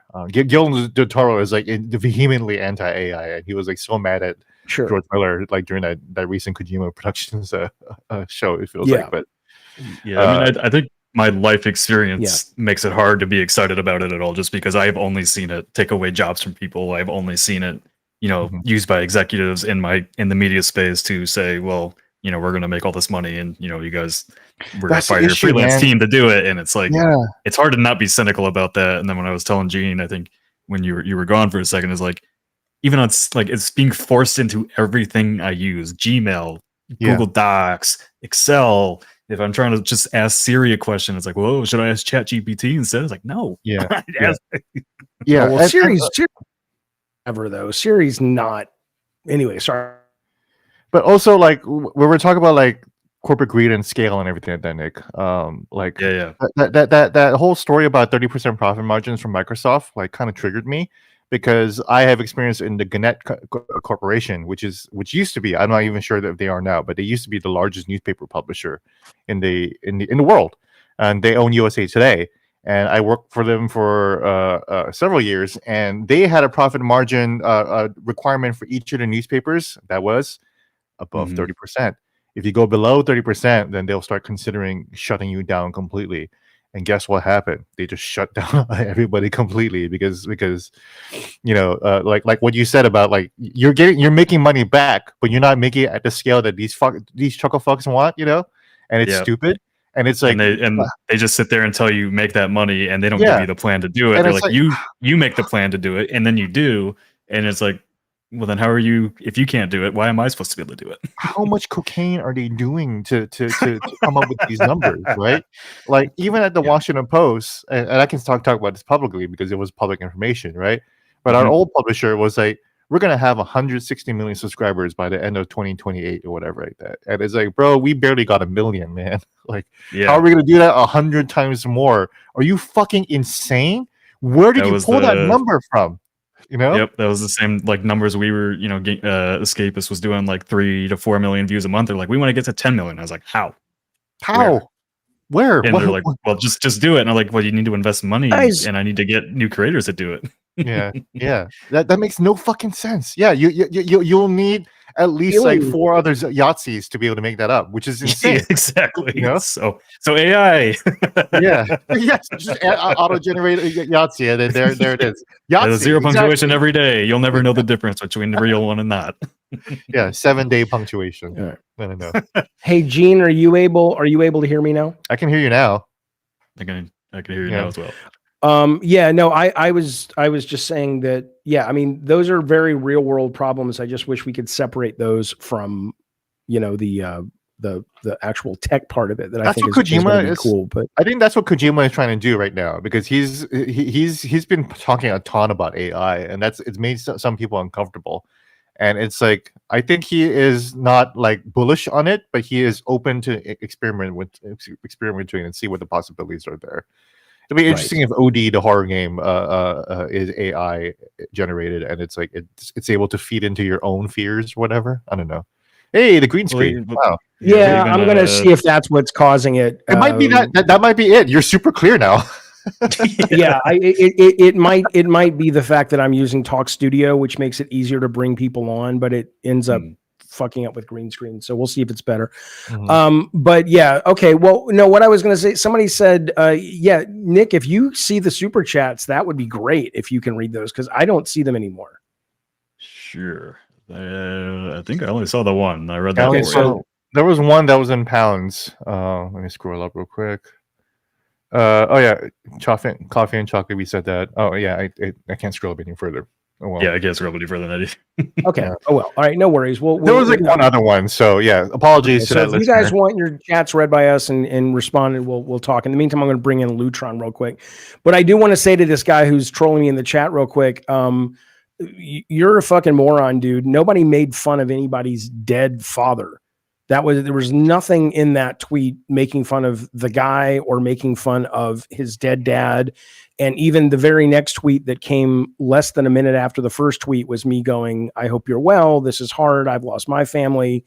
We all grieve in different ways. So sit the fuck down, you fucking sheep. Okay. Lutron, it's Jaffe. You're on with me and Gene and Nick. What's up, bud? Lutron dance. I'm not feeding the trolls tiny tacos. I'm just, I'm responding properly as a gentleman does. All right, Lutron, call back if you want, but it's not working right now. If you want to call in, the link's at the top there. I don't like having technical difficulties, fellas. I hate it. It drives me crazy. Nick, do you guys do any live streaming over at Second Wind? Live stream every day. Yeah. And how's that going? Do you guys, is it news? Is it gaming? What do you guys do with the live streams? We do all kinds of different streams. We do a couple live podcasts a week, and then we do a lot of game streams, kind of different themes for different things. How do you guys integrate your chat? Is it kind of just anything interesting? Someone's reading during live stream, like game live streams, we'll just read them as they come in. During our podcasts, we usually leave them from like during transition areas. Gotcha. Okay. All right. You got here we got. Let's try Lutron again. Lutron, you there? Lutron. Oh, double Lutron. Oh, they doubled. Yeah, it ain't working, baby. Sorry, bud. Yeah, sorry, man. We got a super chat just now. If you want me to read it, since you. I got it. I see. Okay. Thank you, Gene. Go ahead, Gene. Yeah. Oh yeah, Walmac 2002 with $4.99. Thank you so much. He says, they say AI being everywhere online has made me yearn for the good old days of a more basic internet and ranking your friends on MySpace. Brother or sister or sibling, I feel that. I was I had more friends on MySpace than Kim Kardashian did back in the day. Dang. Yeah. Remember Project Playlist? What is yeah, that? my MySpace, you could that was like how I first started to learn to code a little bit. You could make backgrounds for your pages, and then you could of like course. integrate HTML like project playlists with all your music and stuff. Oh, totally. Yeah. No, I totally had a playlist going. It was Mhm. Akon music. Any songs featuring Akon, and the Killer 7 soundtrack by Suda 51.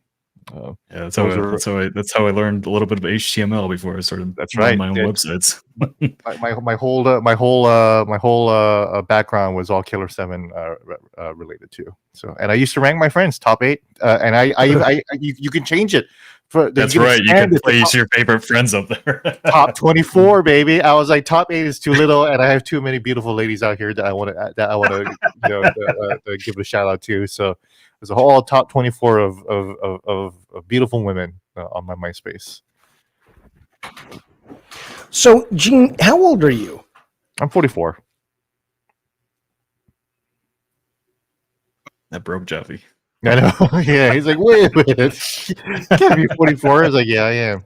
It's a perfect baseball too. I froze again. Yeah, he's still freezing. Yeah. We got another super chat for £4.99 from Nathan Smith. Please watch Gotta Puke live and respond. Also, bring back P Turtle as a co-host. Love you, Jaffe. P Turtle is. Do you know who P Turtle is, Nick? I feel like I've seen that name on a few of the streams. I don't know. This guy's been saying I should work at Walmart for half the stream. I don't know. Yeah. He's a like a hyper toxic dude. That I have to respect because he knows like he fully leads into it. At least he's not like trying to pretend like, oh, this is about transparency or objectivity or whatever. No, he straight up is a hater, and at least I respect that. As long as the hater pays, it's okay. Yeah, there you go. Yeah, and you can hate me. You can hate like I know there are a couple of people in chat that specifically follow me around, and they hate me. It's like, hey, you want to hate me and give me money? Great. Yeah. Doug asks, Gene, can I read Hangul? No, I cannot read Hangul. I cannot read Korean. I used to be able to when I was younger, and then I didn't hang out with enough Koreans until I dated a Korean girl who was the owner of a hostess club, like the ones you see in Yakuza. Yakuza. Yeah, and then she was Korean, and she taught me all the bad Korean words because she kept calling me a liar, an asshole, a motherfucker, and a cheat. Even though she cheated on me first. She cheated on me first, and then I cheated on her, and then she tried to act like a victim. I like your Twitter, Gene, because every once in a while I'll see like this weird picture of something, and I'm like, dude, Gene's got a lot of life history going on there. That's why I'm 44. Yeah, Jaffe, I'm 44 years old. Jaffe. All right, can you hear me or no? I can hear you now. I can hear you now. Okay, I'll get this fixed for next. I think I know what it is, but I can't fix it without killing the stream. But anyway, I was going to ask because Nick's 30, you're 44, I'm 54. A whole gamut of men. Yeah. I think I'm figuring out more like the age thing is really because I think the generations have been raised and treated so differently that I think it really has started to rear its head a lot more because you guys were talking about like MySpace or the old internet or this or that or the other. And I'm thinking about like even this joke that got me into some hot water that I tweeted yesterday. And there was a New York Times article about how Gen Z is the younger one, right? Alpha and then Z are so terrified of being called out for being cringe that they really have limited themselves to opportunities because they don't want to publicly fail. And I think about things like this joke, and a lot of people were kind of like, Jaffe, you should just apologize. And I'm like, I'm not going to apologize. There was nothing in the joke that was a problem. You may think it's offensive, and I respect that, but it wasn't. And my generation would just be like, all right, well, you can judge them based on whether you think it was a good or bad tweet, but how many of these younger people are like, you should just delete the tweet and apologize? And I'm like, but I'm not sorry for it. Yeah, well, but these guys would apologize just because they'd rather, even though they know the apology wouldn't be genuine. They don't care. They just want to know, oh, we won. Yeah. No, here's my take on it. Your joke is not a joke that I would have made, but it was not a joke that was making fun of anyone dead. That's for damn sure. It's not, right? And people who are way too online, and that could be young people too, like to think that a tweet is some kind of declaration or publishing of some kind of perspective or view or something.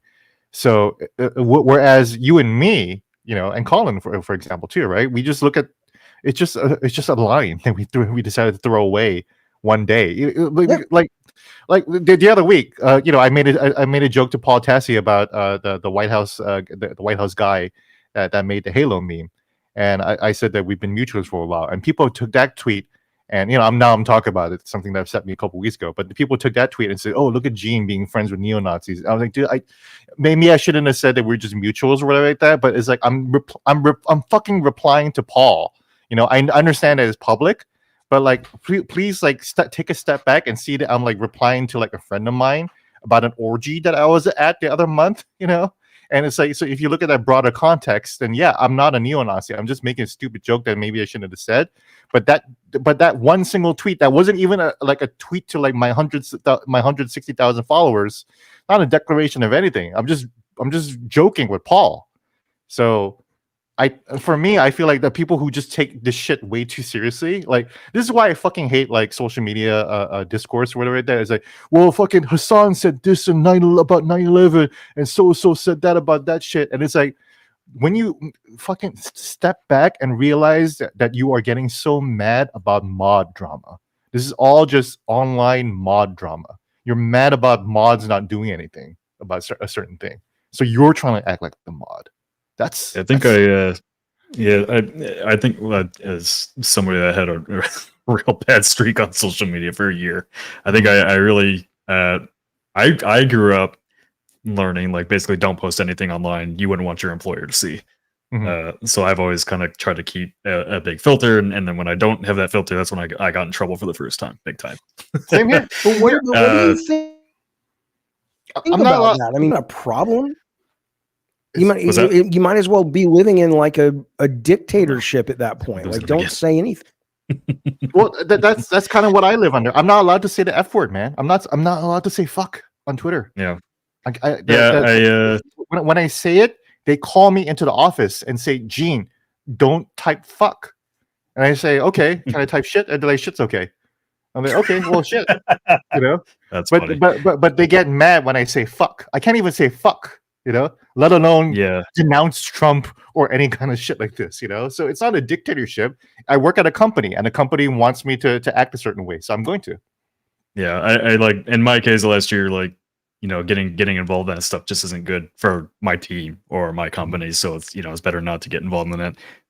But I also, I don't know, like, obviously the job that we do is online and we interact with people every single day. And so last year, when there's all kinds of lies published about my work and all this other stuff that I do, I'm like, there's no convincing any of these people that that's not true. And I'm not going to waste my time trying to go through every bit of evidence because they've decided what they believe. It sucks. And so, like, man. I hate that. Yeah, well, like, and like a joke in that frame, like, they're gonna decide what you mean, right? You can't, and it doesn't matter now that you're gonna try to, either apologize or explain it away or whatever. Like, they've decided you made that joke. Here's what we think about it. The consequences of that really bad? Like the idea of like what we're being trained to be okay living in this kind of almost like, it's not a surveillance state, but it's just like, you know what? I made a fucking joke and you didn't like it, or you found it offensive. Big fucking deal.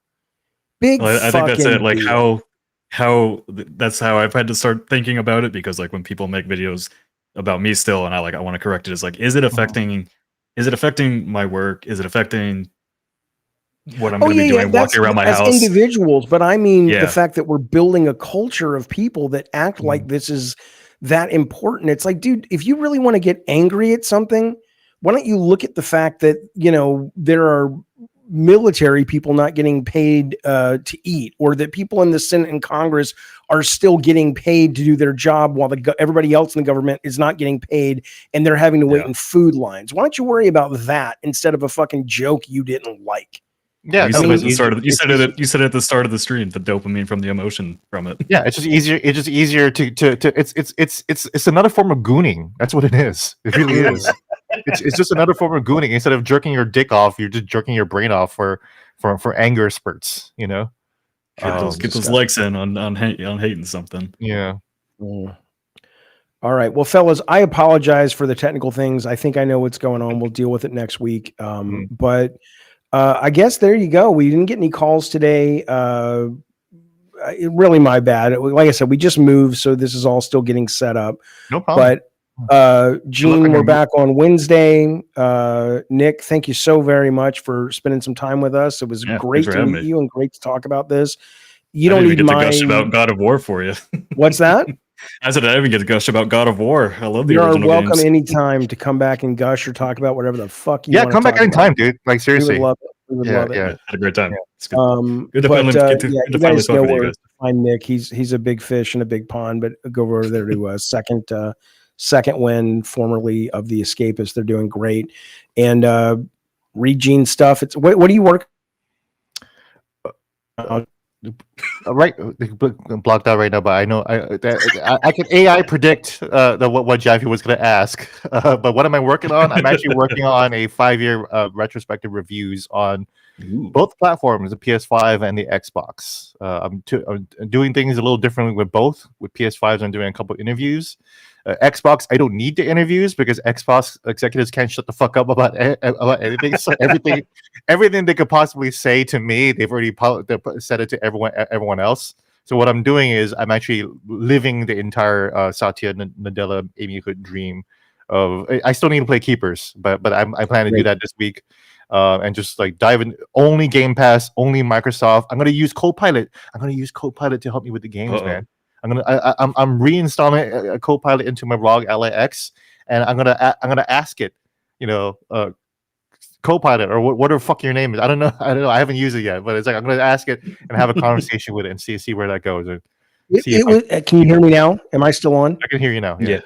I use Copilot a little bit for Keeper. I may have told you this last show. I don't remember, but no, you didn't say that. Yeah.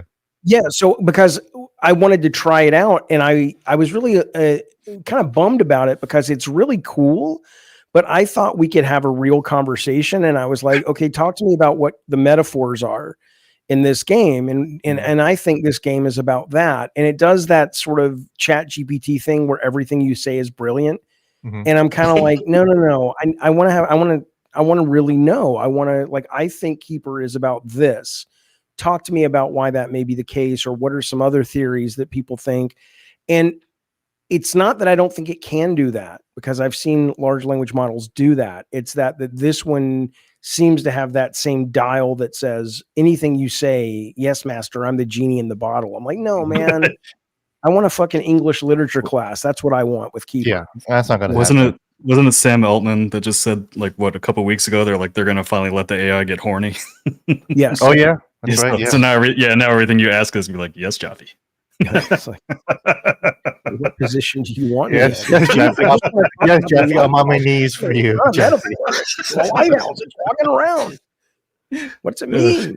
I mean, so I've actually used ChatGPT. So I actually used ChatGPT recently. I use ChatGPT as mostly like a search function, because it's kind of better than Google. Better than Google now. It's better than Google, because Google is fucking just using AI now, right? So it's like, so I actually look for cheap therapy here in DC, and I do that for fucking Google, and Google is like, oh, well, check out ZocDoc.com and check out blah blah blah. And it's like, just give me Xperia versions of like therapists or whatever like that. And whereas ChatGPT was like, oh, there's a great program at the American University where graduate students of their psychology track actually talk to people for low cost, as much as low as $30. And I was like, that is exactly the answer I've been looking for. So now I got a therapist. Have you been yet? I haven't been yet, but I mean that's amazingly useful. I didn't ask ChatGPT to make anything. I just asked it for some advice to find me something, and it found me something interesting. That was cool. That's great. Yeah. We do have a I did- caller. I don't know if we're going to enjoy this or not, but here we go. You're on with me, Gene, and Nick. What's up, champ? Can you hear me? Is this Pete Turtle? It's Pete Turtle. Yo, What's up, Pete what's Turtle? up, dude? I'm just talking about man, you. what's going on, fellas? What's up, You dog? didn't have to put question marks in your name. Tech's not here anymore. I didn't know if I was banned or not. No, you're not banned. Just That's never a good don't start. talk about the one subject. Oh, you finally got rid of Tech Protect? We didn't get rid of him, but he's unclenched a little bit. He's still living in your house? Oh yeah. Oh, good Lord. All right, what do you want to talk about, Turtle? How's life? Everything's good, man. I'm trying to survive Zoran Mondani, man. I live in New York, You've been taken off his- Oh, you live in New down. York? Okay, well, congratulations, man. You know what's funny? And I'm not joking. I just seen him 2 days ago. He was at Flushing Meadow Park, and he was giving a speech over there. I guess they were doing like a transition of the teams. Yeah. And I ran into him. No security, and I'm a 6'6", abs everywhere, good-looking guy. And I stand out. And I walked right between two NYPD officers. They didn't check me or anything. I could have literally punched this guy in his stomach or something. I can't believe it. They didn't. There's just terrible security. I wonder if they want him to get attacked. For a guy as good looking as you claim to always be, you never come on camera. Now, what are the common ugly people and average looking people like us to think, Peter? But let me ask you this: do you think Bruce Wayne is ugly? Bruce Wayne's not real. Bruce Wayne's Bruce Wayne, though. Bruce Wayne hid his face to protect his loved ones. That's what I He do. didn't. Bruce Wayne was out and about as Bruce Wayne. Yeah, I'm talking about as Batman. As Batman. He wore a Peter mask. Yeah, but at least Pete he Turtle's showed up Batman in right now. costume, so put a fucking cowl on, bitch, and call in. You want me to get a goddamn costume from the Halloween store? He's saying Pete Turtle is the Batman. Pete Turtle is the mask that he dons. Is that correct? Yeah. Pete Turtle? Yeah, there you go. exactly. I was brought here to save gaming. I feel Pete Turtle in a weird way. I'm a huge fan of him, actually. Let me ask you, Gene Park. I saw you say that I was like a real hateful guy. What did you mean by that? No, just like that you like lean into like your energy of being a little antagonistic. I I think that's what the game. Listen, the gaming world needs that. Because tell me not. The gaming world needs more assholes. In the gaming sphere, I'm sorry, there's just not many entertaining people that cover gaming. I mean, Jaffe's entertaining, but he's just not liked by many people, unfortunately. And Jaffe, I want to say I like that is Pete Turtle. Why can't I be loved like all these other personalities that are out there talking about games? Well, first of all, because you can't get your internet working, and second of all, because you hired Tech Protect, who totally destroyed this channel. We're gonna build it back up. We're back. Me, you, and Gene. Maybe I can call this. Let me ask you, Gene. Do you still work with Colin? I do. Listen, you got to get me on there one day. I debated him and destroyed him in a debate before, right? I remember you were attacking him for a while. Yeah, absolutely destroyed him. I schooled him on DEI. I told him gaming needs titties again. Do you know what sad, Pete Turtle, is? You're probably actually smarter than Smash JT. I think so. I think he's absolutely way smarter. I think he's way smarter. I believe I am. I believe I'm one of the smartest guys I know. It's not a high bar, guys. It's not a high bar. I know. What happened? What happened with Smash JT? What happened with him? Oh, Colin just ripped his brain. I mean, it was so brutal. And it was brutal because since that time, Smash JT is still making videos and tweets. And it's like, you remember, I don't know if you ever saw Rocky IV, where you've got when Apollo's getting the shit beat out of him and his trainer's like, throw the damn towel. He let that poor man die. It's like, throw the fucking towel, man. Is that bad? I'll give him credit on one thing. I didn't realize the NPD changed their name to Circana. I missed the news on that merger from 2023. Oh, okay. Yeah. Because even those guys, they don't have the personality. I can't, I don't agree with anything Jaffe says. I think he doesn't know anything about gaming. But it's entertaining to watch. You know what I'm saying? He's at least fun. You can't predict him. That joke you made on Twitter, Jaffe, was great. Did you take it down? No, I didn't take it down, you whore. There we go. Don't take it down ever, or I'll never call back in. Take it down, We're real men. I saw the black guy. What's his name? The who does the gaming stuff. Oh man, I forgot his name. But he told you to take it down and apologize. Paris. What do you think of that? Do you think that this guy should be telling you to apologize? I don't know Paris. He's over, I think, it kind of funny, right? Oh my God, is he? That's where he. Oh, of course he thinks it was I funny. don't know. I got Paris no is issues. one of the nicest guys you'll ever meet. Yeah, Paris yeah. Then why is he telling my best friend David Jaffe to apologize for a joke? I saw that, yeah. What I will tell you, and again, I don't know Paris. Never met him. I'm sure he's a decent fella. Don't hold back. I'm not holding back, but I would say that it really gets under my skin. This kind of like, yo, this ain't it, bruh. Not that he said that, but that kind of like, dude, there's still time to delete this, or not this way. Shut up. Shut the fuck up. Get him. Shut the fuck up. Nothing about that tweet was offensive. You want me to send him a mean DM? I'll do it right now. I do not want anybody to do anything on my behalf. Please. All right, I'm just saying, I'll ruin his day. Right. You don't need to ruin anyone's day. Dropped a super chat. I don't know what it means. Make our day. Please, can Tech Protect call in before the end and LY Nick? I have no idea what that means, but there you go. Listen, guys, thanks for having me. I'm going to call back more now that I know I'm not banned. You're not banned. All right, yeah, but it was nice talking to you guys. And call back about a game or a games channel. Appreciate you, Peter. I've been into politics. I've been following that. I got to get back into what the hell's going on in games. Video games and call back. All right, I'll figure out what's going on in games. I come through New York a lot. Let's link up, dude. Honestly, we can. I'm right by Flushing Meadow Park over here. So yeah, Gene. You better fucking take a picture of this motherfucker. Yes. No. He's probably he's the bagel guy in New York. The guy. No, I'm not. And that guy died. You're not my dad. You're not my boss. That's probably what he looks like. That bagel guy's dead now. And don't disrespect another dead guy. Yeah. See you, Gene. All right, later, guys. What's your name? Peter. All right, guys. Later dude.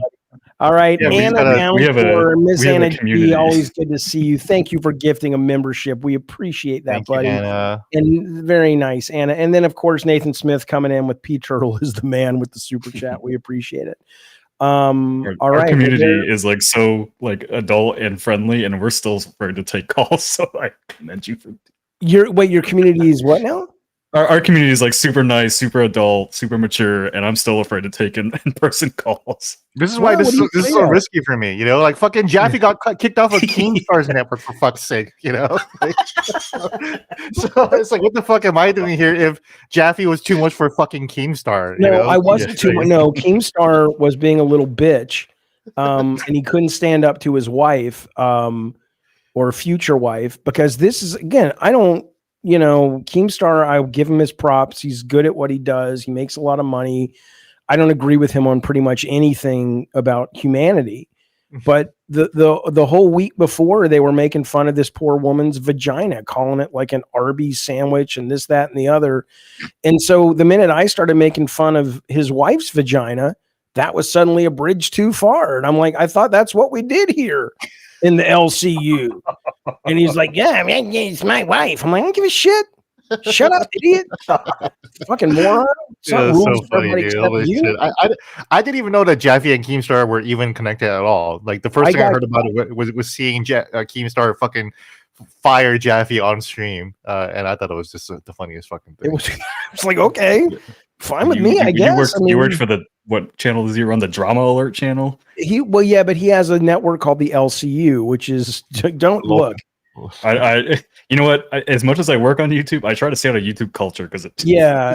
But going back to the point though, I mean, I really like taking calls, and you know, we have some shows that are heavy with calls. Usually, when I turn on the actual mobile phone, which we probably will do, so I can get off Talk Studio and go to OBS next week, it's a better experience. We'll just turn on the fucking telephone, but I think it's great, man. I mean, it's a lot of fun. Now, you know, I like that Gene and I are putting it at the end of the show now, because sometimes callers are duds and it's pretty boring, but every now and then you'll get something great. And so as long as you put it at the end and the audience knows they can take off, and I'm not into the call stuff, you'll find some magic out there. It's really kind of fun. I recommend at least trying it. What are you worried about? What's the fear? I think our team in general, like we try to separate our lives a little bit from the work, so we try not to get too parasocial with the community in that way, just because we have such a large audience. Like, you gotta be really careful about that. Yeah. Oh, that must be a real pain in the ass to have a large audience. What's that?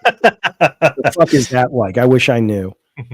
You know what? Yahtzee has done this for 17 years, and he's only had like a few crazy interactions with fans. So whatever he's doing it right. Yeah, no kidding, man. Yeah, he has been relatively drama free, actually. Yeah, the only drama that people create about him. So he's funny as fuck, man. I don't know him, but he's really hilarious. When I first met, well, it's funny. Like whenever we go like on a shoot with him or convention, so Yahtzee, Jack Packard, and Marty Sleva on our team are all 6'11", 6'5". Jack is massive, yeah. Jack, they're all massive, and then the rest of us are like 5'8", 5'9", and every time we go to a convention or whatever, it looks like our dads are leading us around. It looks like the Fellowship of the Ring. Yeah, pretty. Actually, that's what. You have picture that in my head. I know what we're going I know what we're going for Halloween next year. There you go. But yeah, I mean, I get it. I get the, I don't know. I mean, maybe I would be better off if, don't fuck with me, Turtle Rabbit. Turtle Rabbit says Jaffe and Stephanie Sterling would be a good pairing. I used to be friends with them. And total radio silence. And I'm like, I don't know why. I was a big fan, and I haven't heard from Sterling in a very, very long time. But I hope they're doing well. Anyway, but yeah, take calls. They're fun, but I get the parasocial thing, and it's probably good. Probably keeps you at a level, right, where people are like, oh, there's a little bit of mystique about them. I don't get any of that, right? People are just like, Jaffe, go suck my dick, motherfucker. I'm like, you suck my dick, motherfucker. And they're like, yeah, I love you, Jaffe. I'm like, okay, fine. Fuck. Anyway, listen, Nikki, you're my new best friend. What are we doing? What are we doing for Christmas? I don't know. I want to see this AI generated God of War. This is the first time we've ever met, Nick. What do you think of me? I've watched your podcast a few times. I didn't know no mystique here. So all right. You know what? You live in the space I think a lot of us live, where you piss everybody off in equal ways, and it works. I know. I'm just trying to talk to people. What are you wearing, Jaffe? What is that? Oh, so when I was starting YouTube, I had this character I did called Stiltskin, who was a murderer, and he was covered in blood, and this was the parka I wore. And when I moved, I found it. And I was like, I haven't worn that in a while, so I'm just wearing it. It's your anonymous hoodie. Yeah. Yeah. He's got a mask behind it. Yeah. Yeah. All right. All right, Gene, anything else? Nick, anything else? You want to wrap it up, or what do you got? Oh yeah, let's just go enjoy our Fridays, and see you guys next Wednesday. Yeah, I'll see you. Gene and I are back on Wednesday, and again, seriously, Nick, it was great having you. Love for real, Nick. Come back anytime.